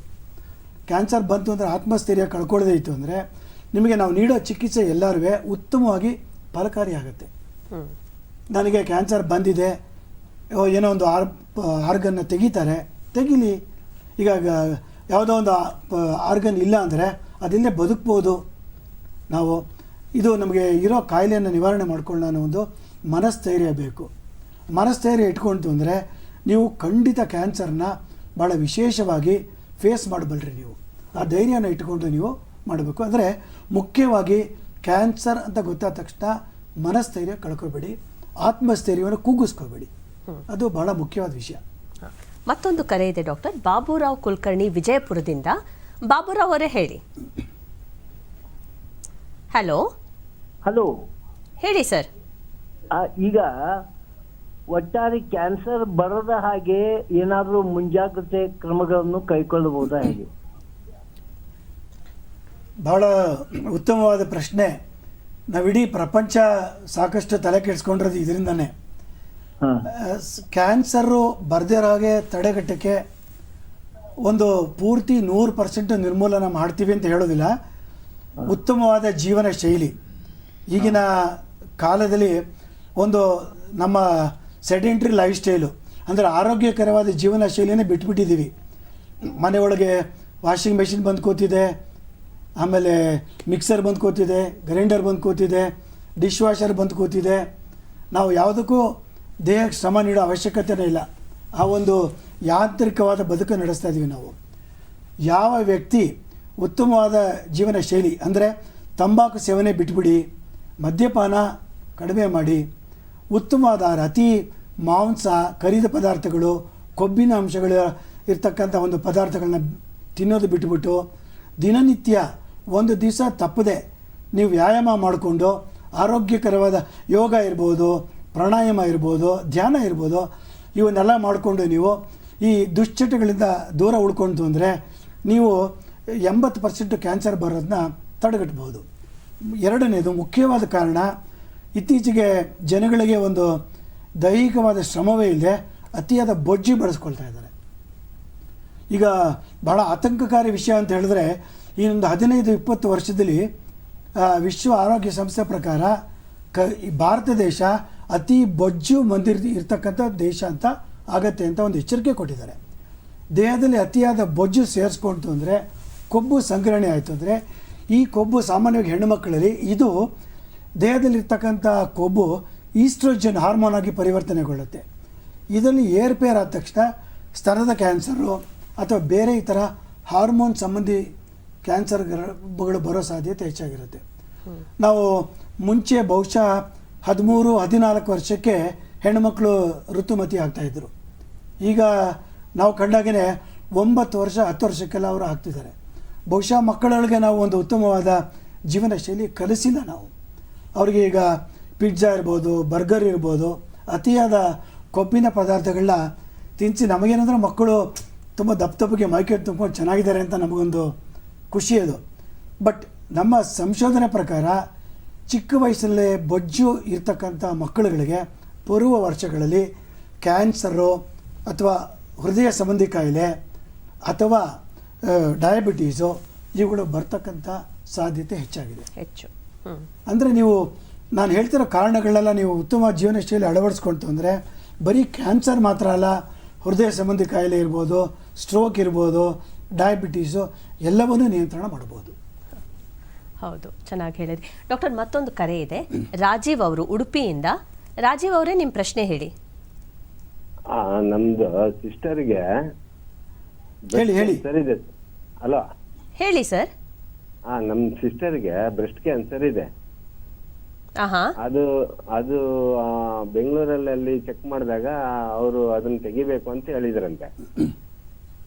ಅದಕ್ಕೆ ಇವಳಿಗೆ ಅದನ್ನ ತೆಗ್ಸಕ್ಕೆ ಇಷ್ಟ ಇಲ್ಲ. ಅದೇ ನನಗೆ ವಿಷಯ ಗೊತ್ತಾಗಿದ್ದೆ ಇವಾಗ. ಅವಳು 3 ತಿಂಗಳ ಹಿಂದೆನೆ ಗೊತ್ತಾಗಿತ್ತಂತೆ. ಅದು ತೆಗೆದ್ರೆ ಕ್ಲಿಯರ್ ಆಗತ್ತಾ ಏನಂತ ಕೇಳೋದು ಮೇಡಮ್. ನನ್ನ ಬಹಳ ಉತ್ತಮವಾದ ಪ್ರಶ್ನೆ. ಈ ಮನುಷ್ಯನಿಗೆ ಸಾಮಾನ್ಯವಾಗಿ ನಾನು ಬದುಕೋದು ಮುಖ್ಯನಾ, ನನ್ನಲ್ಲಿ ಯಾವುದೋ ಒಂದು ಭಾಗ ಉಳಿಸ್ಕೊಳ್ಳೋದು ಮುಖ್ಯನಾ ಯೋಚನೆ ಮಾಡಬೇಕು. ಅದು ಅವ್ರು ಹೇಳಿದ್ರಂತೆ ಸ್ಪ್ರೆಡ್ ಆಗ್ತಾ ಇದೆ ಅಂತ ಹೇಳಿದ್ರಂತೆ. ಈಗ ನೀವು ಸಾಮಾನ್ಯವಾಗಿ ಸ್ತನದ ಒಂದು ಭಾಗ ತಗೊಂಡಾಗ ಅದು ಒಂದು ಹೆಣ್ತನದ ಒಂದು ಪ್ರತೀಕ. ಅದು ಯಾವುದೇ ಹೆಣ್ಣು ಸ್ತನದ ಆಪರೇಷನ್ ಮಾಡಿ ತೆಗೆಸ್ಕೊಳ್ಳೋಕೆ ಯಾವುದೇ ಹೆಣ್ಣು ಇಷ್ಟಪಡೋದಿಲ್ಲ. ಆದರೆ ಸ್ತನದಲ್ಲಿ ಕ್ಯಾನ್ಸರ್ ಅಂತ ಪತ್ತೆ ಹಚ್ಚಿದ ಮೇಲೆ ನೀವು ಅದ್ರ ಬಗ್ಗೆ ದಯವಿಟ್ಟು ಯಾವ ಯೋಚನೆಯೂ ಮಾಡದೆ ದಯವಿಟ್ಟು ಸ್ತನವನ್ನು ಆಪರೇಷನ್ ಮಾಡಿಸಿ ತೆಗೆಸ್ಕೊಂಡು, ಆಕೆ ಸಣ್ಣ ವಯಸ್ಸಾದರೆ ಅದಕ್ಕೆ 108 ಒಂದು ಪರ್ಯಾಯವಾದ ವ್ಯವಸ್ಥೆಗಳಿದೆ. ಅದಕ್ಕೆ ರೀಕನ್ಸ್ಟ್ರಕ್ಟಿವ್ ಸರ್ಜರಿ ಅಂತ ಮಾಡ್ತಾರೆ. ಅಂದರೆ ಒಂದು ಆರ್ಟಿಫಿಷಿಯಲ್ ಬ್ರೆಸ್ಟು, ಸಿಲಿಕಾನ್ ಬ್ರೆಸ್ಟ್ ಅಂತ ಹಾಕ್ತಾರೆ. ಅದನ್ನು ನಿಮ್ಮ ಸೌಂದರ್ಯಕ್ಕೆ ಹಾಳಾಗದೇ ಇರೋ ಥರ ಅದಕ್ಕೆ ಏನೋ ಒಂದು ವ್ಯವಸ್ಥೆ ಮಾಡ್ತಾರೆ. ಹಾಗನ್ಬಿಟ್ಟು ನಮ್ಮ ಸೌಂದರ್ಯಕ್ಕೆ ಧಕ್ಕೆ ಬರುತ್ತೆ ಅಂತ ಹೇಳ್ಬಿಟ್ಟು ಸ್ತನದಲ್ಲಿ ಕ್ಯಾನ್ಸರ್ ಇಟ್ಕೊಂಡು ಅದನ್ನು ಚಿಕಿತ್ಸೆ ಪಡೆದೇ ಹೋದರೆ ಬರುವ ದಿನಗಳಲ್ಲಿ ಇದು ಬೇರೆ ಬೇರೆ ಭಾಗಗಳಿಗೆ ಹರಡಿ ಜೀವಕ್ಕೆ ಅಪಾಯ ಆಗುತ್ತೆ. ನಮಗೆ ಜೀವ ಮುಖ್ಯನೋ ನಮ್ಮ ಸೌಂದರ್ಯ ಜೀವನ ಮುಖ್ಯನೋ ಅನ್ನೋದನ್ನು ಒಂದು ಯೋಚನೆ ಮಾಡಿ ನಿರ್ಧಾರ ತಗೊಂಡು ದಯವಿಟ್ಟು ಅದ್ರ ಬಗ್ಗೆ ಚಿಕಿತ್ಸೆ ಪಡೆದಷ್ಟು ಒಳ್ಳೆಯದು ಅಂತ ನಾನು ಹೇಳ್ತೀನಿ ನಾನು. ಡಾಕ್ಟರ್, ಇನ್ನು ಈ ಭಾರತದಲ್ಲಿ ತಂಬಾಕು ಸೇವನೆ ಒಂದು ದೊಡ್ಡ ಸಮಸ್ಯೆ ಅಂತಲೇ ಹೇಳ್ಬೋದು. ಸರ್ಕಾರದವರು ಸಹ ಬಹಳಷ್ಟು ಅರಿವನ್ನು ಮೂಡಿಸೋದಕ್ಕೆ ಪ್ರಯತ್ನ ಪಡ್ತಿದ್ದಾರೆ. ಈ ತಂಬಾಕು ಸೇವನೆ ಬಗ್ಗೆ ನಮಗೆ ಹೆಚ್ಚಿನ ಮಾಹಿತಿಯನ್ನು ನೀಡೋದಕ್ಕಾಗತ್ತಾ? ಇದರಿಂದ ಯಾವ ರೀತಿಯ ತೊಂದರೆಗಳಾಗತ್ತೆ? ಕೆಲವು ನೀವು ಆಲ್ರೆಡಿ ಹೇಳಿದ್ರಿ, ಆದರೆ ಇನ್ನೂ ಸ್ವಲ್ಪ ಇದರ ಬಗ್ಗೆ ನನಗೆ ಮಾಹಿತಿಯನ್ನು ನೀಡಬೇಕು ನೀವು. ಮೇಡಮ್, ಇದು ಸಾಮಾನ್ಯವಾಗಿ ನಮ್ಮ ದೇಶದಲ್ಲಿ ಕಂಡುಬರ್ತಕ್ಕಂಥ ಕ್ಯಾನ್ಸರ್ಗಳಲ್ಲಿ 1/3 ಭಾಗ, ಆಲ್ಮೋಸ್ಟ್ ಒಂದು ಗಂಡಸರಲ್ಲಿ 40%, ಹೆಂಗಸರಲ್ಲಿ ಒಂದು 20% ತಂಬಾಕು ಸೇವನೆಗೆ ಸಂಬಂಧಪಟ್ಟಂಥ ಕ್ಯಾನ್ಸರು. ಅಂದರೆ ಶ್ವಾಸಕೋಶದ ಕ್ಯಾನ್ಸರು, ನಾಲಿಗೆ ಕ್ಯಾನ್ಸರು, ಬಾಯಿಯ ಕ್ಯಾನ್ಸರು, ಆಮೇಲೆ ಮೂತ್ರಕೋಶದ ಕ್ಯಾನ್ಸರು, ಅನೇಕ ಕ್ಯಾನ್ಸರ್ಗಳು, ಈವನ್ ಗರ್ಭಕೋಶದ ಕ್ಯಾನ್ಸರ್ ಕೂಡ ತಂಬಾಕು ಸೇವನೆಯಿಂದ ಬರುತ್ತೆ. ಸಾಮಾನ್ಯವಾಗಿ ನಮ್ಮ ಜನಗಳಲ್ಲಿ ತಂಬಾಕು ಸೇವನೆ ನಮ್ಮ ಭಾರತದಲ್ಲಿ ಭಾಳ ವಿಶೇಷವಾಗಿ 2 ಥರ ಉಪಯೋಗಿಸ್ತಾರೆ. ಒಂದು ಸಿಗರೇಟ್ ಅದು ಬೀಡಿ ಸೇದೋದ್ರಿಂದ, ಇನ್ನೊಂದು ತಂಬಾಕನ್ನು ಜಗಿಯೋದ್ರಿಂದ ತಂಬಾಕು ಸೇವನೆ ಮಾಡ್ತಾರೆ. ಬಹುಶಃ ನಮ್ಮ ದೇಶದಲ್ಲಿ ತಂಬಾಕು ಜಗಿಯುವಷ್ಟು ಇಡೀ ಪ್ರಪಂಚದಲ್ಲಿ ಯಾರೂ ಅಷ್ಟು ತಂಬಾಕು ಜಗಿಯಲ್ಲ. ಅದು ಗುಟ್ಕಾ ಇರ್ಬೋದು, ಪಾನ್ ಪರಾಗ್ ಇರ್ಬೋದು, ಮಾವ ಅಂತ ಹಾಕ್ಕೊಳ್ತಾರೆ, 100 ರೀತಿ ಇದೆ. ಅದರದೇ ಒಂದು ಟೂತ್ ಪೇಸ್ಟ್ ಬೇರೆ ಬಂದ್ಬಿಟ್ಟಿದೆ. ಈ ತಂಬಾಕು ಸೇವನೆ ಒಂದು ಬಹಳ ಒಂದು ಘೋರವಾದ ಕೊಲೆಗಾರ ಅಂತಲೇ ಹೇಳ್ಬೋದು. ಇವತ್ತು ಶ್ವಾಸಕೋಶದ ಕ್ಯಾನ್ಸರಲ್ಲಿ 70% ಕ್ಯಾನ್ಸರು, ಶ್ವಾಸಕೋಶದ ಕ್ಯಾನ್ಸರು ಸಿಗರೇಟ್ ಸ್ಮೋಕಿಂಗಿಂದ ಬರುತ್ತೆ. ಬೀಡಿ ಸೇದೋದ್ರಿಂದ ಅನೇಕ ಕ್ಯಾನ್ಸರ್ಗಳು ಬರುತ್ತೆ. ಅದರಿಂದ ಇದಕ್ಕೆ ಪರಿಹಾರ ಹೆಂಗಸರಲ್ಲಿ ಸಾಮಾನ್ಯವಾಗಿ ನಮ್ಮಲ್ಲಿ ಹೆಂಗಸರು ಸಿಗರೇಟ್ ಸೇದಲ್ಲ, ಅದರಿಂದ ತಂಬಾಕು ಜಗಿಯೋ ಕ್ಯಾನ್ಸರ್ಗಳಿಗೆ ಹೆಚ್ಚು ಬಲಿಯಾಗ್ತಾ ಇದ್ದಾರೆ. ಆದರೆ ನಿಮಗೆ ಒಂದು ಭಾಳ ಸ್ಫೋಟಕವಾದ ಮಾಹಿತಿ ಏನಪ್ಪ ಅಂದರೆ, ಕಳೆದ 40 ವರ್ಷದ ಕಿದ್ವಾಯಿಲ್ ಮಾಡಿರೋ ಸಂಶೋಧನೆ ಪ್ರಕಾರ ಇತ್ತೀಚಿನ ದಿನಗಳಲ್ಲಿ ಬೆಂಗಳೂರು ಮಹಾನಗರದಲ್ಲಿ ಹೆಂಗಸರಲ್ಲಿ ಸ್ಮೋಕಿಂಗ್ ಕ್ಯಾನ್ಸರ್ಗಳು ಜಾಸ್ತಿ ಆಗ್ತಾ ಹೋಗ್ತಾ ಇದೆ. ಬಹುಶಃ ಬೆಂಗಳೂರಿನಲ್ಲಿ ನಗರದಲ್ಲಿ ಕಾಣ್ತಿರೋಷ್ಟು ಸ್ಮೋಕಿಂಗ್ ರಿಲೇಟೆಡ್ ಕ್ಯಾನ್ಸರು ಬೇರೆ ಯಾವ ಮಹಾನಗರದಲ್ಲೂ ಕಂಡು ಬರ್ತಾ ಇಲ್ಲ. ಕಾರಣ ಇದು ಒಂದು IT ಸಿಟಿ. ಹೆಂಗಸರುಗಳು ಸಾಮಾನ್ಯವಾಗಿ 20-25 ವರ್ಷದವರು ಸಾಫ್ಟ್ವೇರ್ ಕಂಪನಿಗಳಲ್ಲಿ ಕೆಲಸ ಮಾಡೋರು, ಅವರಲ್ಲಿ ಈ ಸಿಗರೇಟ್ ಸೇದೋ ಪ್ರಮಾಣ ಹೆಚ್ಚಾಗ್ತಾ ಇದೆ. ಹಾಗಾಗಿ ಇದು ಬಹಳ ಆತಂಕಕಾರಿ ವಿಷಯ. ಮುಂಚೆ ಸಿಗರೇಟ್ ಸ್ಮೋಕಿಂಗ್ ಗಂಡಸರು ಮಾತ್ರ ಅಂತಿದ್ರು. ಇತ್ತೀಚೆಗೆ ನಮ್ಮಲ್ಲಿ ಟೊಬ್ಯಾಕೋ ಸರ್ವೆ ಪ್ರಕಾರ ಹೆಂಗಸರಲ್ಲಿ ಕೂಡ ಸ್ಮೋಕಿಂಗ್ ರಿಲೇಟೆಡ್ ಕ್ಯಾನ್ಸರ್ ಜಾಸ್ತಿ ಆಗ್ತಾ ಇದೆ. ಜಗಿಯ ತಂಬಾಕು ಸಿಟಿಗಳಲ್ಲಿಲ್ಲ, ಹಳ್ಳಿಗಳಲ್ಲಿ ಜಾಸ್ತಿ ಇದೆ. ಅವ್ರು ಏನೋ ಬೆಳಗ್ಗೆ ಕೂಲಿ ಕೆಲಸ ಮಾಡೋರು ತಂಬಾಕು ಜಗಿತಾ ಇರ್ತಾರೆ. ಅವರು ಒಂದು ಮೂಢನಂಬಿಕೆ ಏನಪ್ಪ ಅಂದರೆ, ಹಸಿವೆ ಆಗಲ್ಲ, ಬಾಯಾರಿಕೆ ಆಗಲ್ಲ, ತಂಬಾಕು ಜಗಿತಾ ಇದ್ದಾರೆ, ಅದರ ರಸ ಹೀರ್ಕೊಳ್ತಾ ಇದ್ದರೆ ನಮಗೆ ಶಕ್ತಿ ಬರುತ್ತೆ, ಏನೋ ಒಂದು ಮೂಢನಂಬಿಕೆ ಇದೆ. ಆ ಮೂಢನಂಬಿಕೆನ ಇಟ್ಕೊಂಡು ಇದರದ್ದು ಜಾಸ್ತಿ ಆಗ್ತಾ ಇದೆ.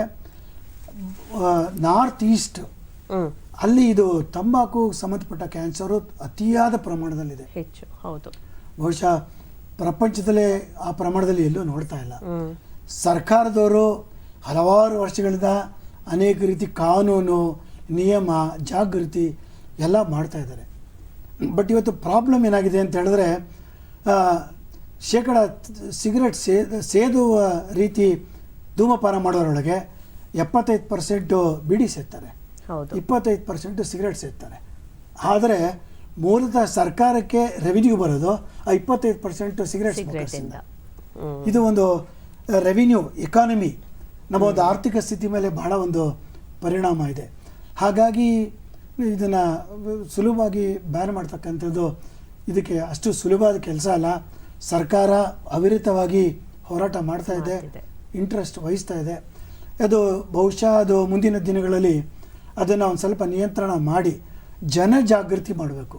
ಹೌದು, ಜನಗಳಿಗೆ ಸಿಗರೇಟ್ ಸೇದೋದ್ರಿಂದ ತೊಂದರೆ ಇದೆ, ತಂಬಾಕು ಜಗಿಯೋದ್ರಿಂದ ತೊಂದರೆ ಇದೆ ಅಂತ ಅವ್ರಿಗೆ ಮನವರಿಕೆ ಮಾಡಿಕೊಟ್ರೆ ಇದು ಜನಜಾಗೃತಿ ಆಗಬೇಕೆ ಹೊರತು ಯಾವುದೋ ಒಂದು ರೂಲ್ ಇಟ್ಕೊಂಡು ಕೋಲ್ ಇಟ್ಕೊಂಡು ಮಾಡ್ತಕ್ಕಂಥ ಕೆಲಸ ಅಲ್ಲ. ಮತ್ತೊಂದು ಕರೆ ಇದೆ ಡಾಕ್ಟರ್. ನಂದೀಶ್ ಗೌಡ ಪಾಟೀಲ್ ಹಾವೇರಿಯಿಂದ. ನಂದೀಶ್ ಅವರೇ ಹೇಳಿ. ಹಲೋ, ನಮಸ್ಕಾರ. ನಮಸ್ಕಾರ, ಹೇಳಿ ಸರ್. ನಮ್ಮ ತಂದೆಯವ್ರಿಗೆ ಮೂಲವಾದಿ ಅಂತ ಅಂತಾರ್ರಿ. ಅದೇ ಮೂಲವಾದಿ ಅಲ್ರಿ, ಅದ ಮೂಲವಾದಿ ಅಂದ್ರೆ ಗಾಯ ಬರ್ತೈತ್ರಿ, ಅವ್ರಿಗೆ ಹೆಂಗ ರಕ್ತ ಹೊಂಟೈತ್ರಿ?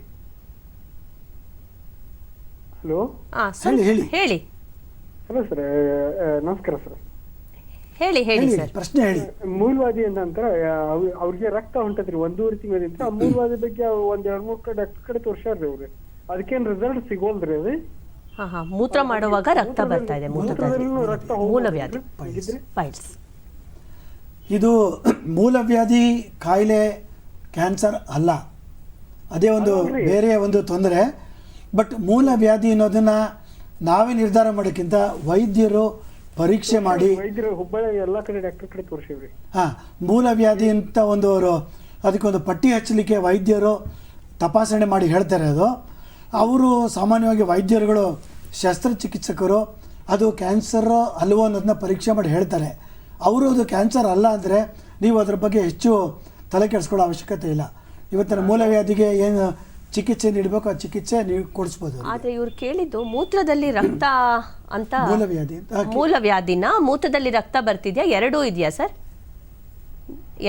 ಎರಡು ಇದೆ ಅಂತ ಹೇಳ್ತಾರೆ. ಮೂಲವ್ಯಾಧಿ ಇಲ್ಲ, ಮೂತ್ರದಲ್ಲಿ ರಕ್ತ ಹೋಗ್ತಿದೆ ಅಂದರೆ ಒಂದು ಸರಳವಾಗಿ ಒಂದು ಅಲ್ಟ್ರಾಸೌಂಡ್ ಮಾಡಿಸ್ಕೊಂಡು, ಪೆಲ್ವಿಸ್ ಅಬ್ಡಮನ್ ಅಲ್ಟ್ರಾಸೌಂಡ್ ಮಾಡಿಸ್ಕೊಂಡು ಅಲ್ಲಿ ಏನಾದ್ರು ಕಿಡ್ನಿನಲ್ಲಿ ಅಥವಾ ಮೂತ್ರಕೋಶದಲ್ಲಿ ಅಥವಾ ಕಿಡ್ನಿನಲ್ಲಿ ಏನಾದರೂ ಒಂದು ಗೆಡ್ಡೆಗಳಿದೆಯಾ ಅಂತ ಪತ್ತೆ ಹಚ್ಚಿ, ಅದು ಗೆಡ್ಡೆ ಇದ್ದ ಪಕ್ಷದಲ್ಲಿ ಅದನ್ನು ಒಂದು ತುಂಡು ಬಯಾಪ್ಸಿ ಅಂತ ಹೇಳ್ತೀವಿ ನಾವು, ಅದನ್ನು ಬಯಾಪ್ಸಿ ಮಾಡಿ ಅದನ್ನ ಒಂದು ಪೆಥಾಲಜಿಸ್ಟ್ ನೋಡಿ ಅದನ್ನು ಕ್ಯಾನ್ಸರ್ ಅಲ್ವೋ ಅಂತ ನಿರ್ಧಾರ ಮಾಡ್ತಾರೆ. ಇದಕ್ಕೆ ಒಂದು ಮುಂದಿನ ತಪಾಸಣೆಗಳು ಬಹಳ ಮುಖ್ಯವಾಗಿ ನೀವು ಮಾಡಿಸ್ಕೋಬೇಕು ನೀವು. ಧನ್ಯವಾದಗಳು ಡಾಕ್ಟರ್. ಸೊ ಡಾಕ್ಟರ್, ಬೆಂಗಳೂರಿಂದು ಬಹಳ ವಿಪರ್ಯಾಸದ ಸಂಗತಿ. ಈ ಬೆಂಗಳೂರಿನಲ್ಲಿ ಮಹಿಳೆಯರಲ್ಲಿ ಅತಿ ಹೆಚ್ಚಾಗಿ ಈ ಧೂಮಪಾನದಿಂದ ಕ್ಯಾನ್ಸರ್ ಹೆಚ್ಚುತ್ತಾ ಇರೋದು. ಅಲ್ಲಿ ಪುರುಷರ ಜೊತೆ ಸಮಾನತೆ ಬೇಡ ಅನ್ನೋದು ಒಂದು ಒಳ್ಳೆ ಉದ್ದೇಶ ಆಗಬೇಕು. ಖಂಡಿತ. ಸ್ತ್ರೀ ಸ್ವಾತಂತ್ರ್ಯನ ಅದ್ರ ಬಗ್ಗೆ ತಪ್ಪು ಅರ್ಥ ಮಾಡಿಕೊಂಡು ದುಶ್ಚಟಗಳಿಗೆ ಬಲಿಯಾಗೋ ಅವಶ್ಯಕತೆ ಇಲ್ಲ ಅಂತ ನನ್ನ ವೈಯಕ್ತಿಕ ಅಭಿಪ್ರಾಯ. ಖಂಡಿತ. ಡಾಕ್ಟರ್, ಇವತ್ತಿನ ಕಾರ್ಯಕ್ರಮಕ್ಕೆ ಆಗಮಿಸಿ ನೀವು ಬಹಳ ಉತ್ತಮವಾದ ಸಲಹೆಗಳನ್ನು ನೀಡಿದ್ದೀರಾ. ಈ ವ್ಯಾಕ್ಸಿನೇಷನ್ ಆಗಿರಬಹುದು ಅಥವಾ ಬೇರೆ ರೀತಿಯ ಸರ್ಕಾರ ಯಾವ ರೀತಿಯ ಫೆಸಿಲಿಟೀಸನ್ನು, ಸೌಲಭ್ಯಗಳನ್ನು ದೊರಕಿಸ್ಕೊಡ್ತಾ ಇದೆ, ಇದೆಲ್ಲದರ ಬಗ್ಗೆ ತುಂಬ ಚೆನ್ನಾಗಿ ಹೇಳಿದ್ದೀರಾ. ಕಡೆಯದಾಗಿ ನೀವು ನಮ್ಮ ಜನವೀಕ್ಷಕರಿಗೆ ಯಾವ ಸಂದೇಶವನ್ನು ನೀಡೋದಕ್ಕೆ ಇಷ್ಟಪಡ್ತೀರಾ? ಸಾಮಾನ್ಯವಾಗಿ ನಾವು ಹೇಳೋದಂದರೆ, ನಮ್ಮ ಜೀವನದಲ್ಲೇ ನಾವು ಜೀವನ ಶೈಲಿಯಲ್ಲಿ ಆಹಾರ, ವಿಹಾರ, ಆಚಾರ, ವಿಚಾರ, ಇದು 4 ಅಂಶಗಳು ಬಹಳ ಮುಖ್ಯವಾಗಿರ್ತಕ್ಕಂಥ ವಿಷಯ. ಇದರೊಳಗೆ ನಾವು ಯಾವುದೇ ರೀತಿಯ ಒಂದು ವೈಪರೀತ್ಯಕ್ಕೆ ಹೋಗಬಾರ್ದು. ಅಂದರೆ ಆಹಾರ ಪದಾರ್ಥಗಳಲ್ಲಿ ಆರೋಗ್ಯಕರವಾದ ಆಹಾರ, ನಾರಿನಂಶ ಹೆಚ್ಚಿರ್ತಕ್ಕಂಥ ಆಹಾರ.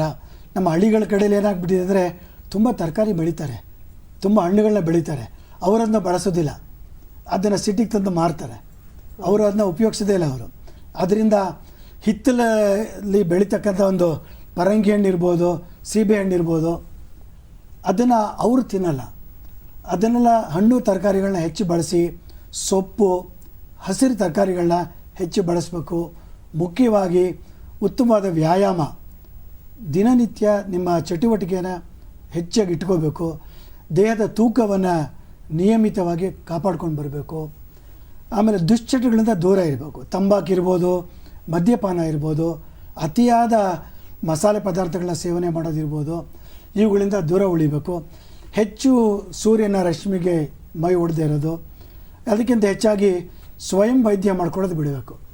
ನಾವೇನು ಅಸ್ಯೂಮ್ ಮಾಡಿಕೊಂಡು ನಾವೇ ಮಾಡ್ಕೊಳ್ಳದೆ, ಯಾವುದೇ ಒಂದು ನಾನು ಮುಂಚೆ ತಿಳಿಸಿದ ಚಿಹ್ನೆಗಳೇನಾರು ನಿಮ್ಮಲ್ಲಿ ಕಂಡು ಬಂದರೆ ಆ ತಕ್ಷಣವೇ ನೀವು ಡಾಕ್ಟರ್ ಹತ್ರ ಹೋಗಿ ಪರೀಕ್ಷೆ ಮಾಡಿಸ್ಕೊಂಡು ಒಂದು ಉತ್ತಮವಾದ ಜೀವನ ಶೈಲಿ, ದಿನಕ್ಕೆ ಬಹುಶಃ ದಿನಕ್ಕೊಂದು 30 ನಿಮಿಷ ವಾಕಿಂಗ್ ಇರ್ಬೋದು, ಜಿಮ್ ಇರ್ಬೋದು, ಏನೇ ಒಂದು ನಿಮ್ಮನ್ನು ನೀವು ತೊಡಗಿಸ್ಕೋಬೇಕು. ದೈಹಿಕವಾದ ವ್ಯಾಯಾಮ, ಯೋಗ, ಪ್ರಾಣಾಯಾಮ, ಜೊತೆಗೆ ಧ್ಯಾನ, ಶುದ್ಧವಾದ ಮನಸ್ಸು. ಆಹಾರದಲ್ಲಿ ಮಿತ ಇರಲಿ, ವಿಹಾರದಲ್ಲಿ ಮಿತ ಇರಲಿ. ಅಸುರಕ್ಷಿತ ಲೈಂಗಿಕತೆ ಬೇಡ, ಅದು ಇರುತ್ತೆ. ಸಾಮಾನ್ಯವಾಗಿ ನಮ್ಮ ಜೆನೆಟಲ್ ಹೈಜೀನ್ ಅಂತ ಹೇಳ್ತೀವಿ ನಾವು, ನಮ್ಮಲ್ಲಿ ಅದು ಬಹಳ ಕಡಿಮೆ. ನಮ್ಮಲ್ಲಿ ನಾನು ಹೇಳ್ತಿದ್ದೆ, ನಾನು ಈ ಹೊರಗಾದರೆ ಸ್ಯಾನಿಟ್ರಿ ಪ್ಯಾಡ್ ಉಪಯೋಗಿಸೋ ಒಂದು ತಿಳುವಳಿಕೆ ಇಲ್ಲ, ಆಮೇಲೆ ತಮ್ಮ ಜನನೇಂದ್ರಿಯಗಳ ಬಗ್ಗೆ ಒಂದು ಶುಚಿತ್ವದ ಬಗ್ಗೆ ಅದ್ರ ಬಗ್ಗೆ ಅರಿವಿಲ್ಲ. ಅದನ್ನು ಸಾಕಷ್ಟು ಮಾಡಿಕೊಂಡು ಅಸುರಕ್ಷಿತ ಲೈಂಗಿಕತೆಯನ್ನು ಬಿಟ್ಟುಬಿಟ್ಟು ನೀವು ಒಳ್ಳೆಯ ರೀತಿಯ ಸಾರ್ಥಕವಾದ ಜೀವನ ನಡೆಸ್ತಂದರೆ ಕ್ಯಾನ್ಸರು ನಮ್ಮನ್ನು ಯಾವುದೇ ಕಾರಣಕ್ಕೂ ಬಾಧಿಸಲ್ಲ. ಕ್ಯಾನ್ಸರ್ ಭಯ ಬೇಡ. ಮೊದಲನೇದಾಗಿ ಕ್ಯಾನ್ಸರ್ ಭಯ ಬಿಡಬೇಕು. ಬಂದರೆ ನೀವು ಧೈರ್ಯವಾಗಿ ಇದನ್ನು ನಾನು ಫೇಸ್ ಮಾಡ್ತೀನಿ ಹೇಳಿ ಟೈಮ್ ಕರೆಕ್ಟಾಗಿ ಡಾಕ್ಟ್ರ್ ಹತ್ರ ಹೋಗಿ ಚಿಕಿತ್ಸೆ ಪಡೆದು ಅವ್ರು ಯಾವ್ಯಾವ ನಿಮ್ಮನ್ನು ಬರಲಿಕ್ಕೆ ಹೇಳ್ತಾರೋ ಅವಾಗ ಹೋಗಿ ಚಿಕಿತ್ಸೆ ಮಾಡ್ಕೊಂತಂದರೆ ನಿಮ್ಮ ಕ್ಯಾನ್ಸರ್ನ ನೀವೇ ಗೆಲ್ಲಬಹುದು ಅಂತ ನಾನು ಹೇಳಲಿಕ್ಕೆ ಇಷ್ಟಪಡ್ತೀನಿ. ನಾನು ಖಂಡಿತ ಡಾಕ್ಟರ್, ಇದುವರೆಗೆ ನಿಮ್ಮ ಅಮೂಲ್ಯವಾದ ಸಮಯವನ್ನು ನಮ್ಮೊಂದಿಗೆ ಹಂಚಿಕೊಂಡಿದ್ದೀರಿ. ವೀಕ್ಷಕರೇ, ಕೇಳಿದ್ರಲ್ಲ, ಕ್ಯಾನ್ಸರ್ ಅಂದರೆ ಸಾವಲ್ಲ, ಆದರೆ ಕ್ಯಾನ್ಸರ್ ಒಂದು ಯುದ್ಧ. ಈ ಯುದ್ಧದಲ್ಲಿ ಹೋರಾಡಿ ಗೆಲ್ಲೋಣ. ನಾವು ಒಂದು ಕ್ಯಾನ್ಸರ್ ರಹಿತ, ಆರೋಗ್ಯಕರವಾದ, ಸಕಾರಾತ್ಮಕವಾದ, ಪ್ರಕಾಶಮಾನವಾದ ಒಂದು ಜೀವನವನ್ನು ನಡೆಸೋಣ. ಈ ಆತ್ಮವಿಶ್ವಾಸ ಅನ್ನೋ ಒಂದು ಔಷಧಿಯನ್ನು ಯಥೇಚ್ಛವಾಗಿ ಸೇವಿಸೋಣ ಅಂತ ಹೇಳ್ತಾ ಇವತ್ತಿನ ಕಾರ್ಯಕ್ರಮಕ್ಕೆ ವಿದಾಯ ಹೇಳ್ತಿದ್ದೀನಿ. ಸರ್ವೇ ಜನಾಃ ಸುಖಿನೋ ಭವಂತು. ನಿಮ್ಮ ಡಾಕ್ಟರ್ ಉಮಾ ಗೌತಮ್. ನಮಸ್ಕಾರ. ವಂದನೆಗಳು.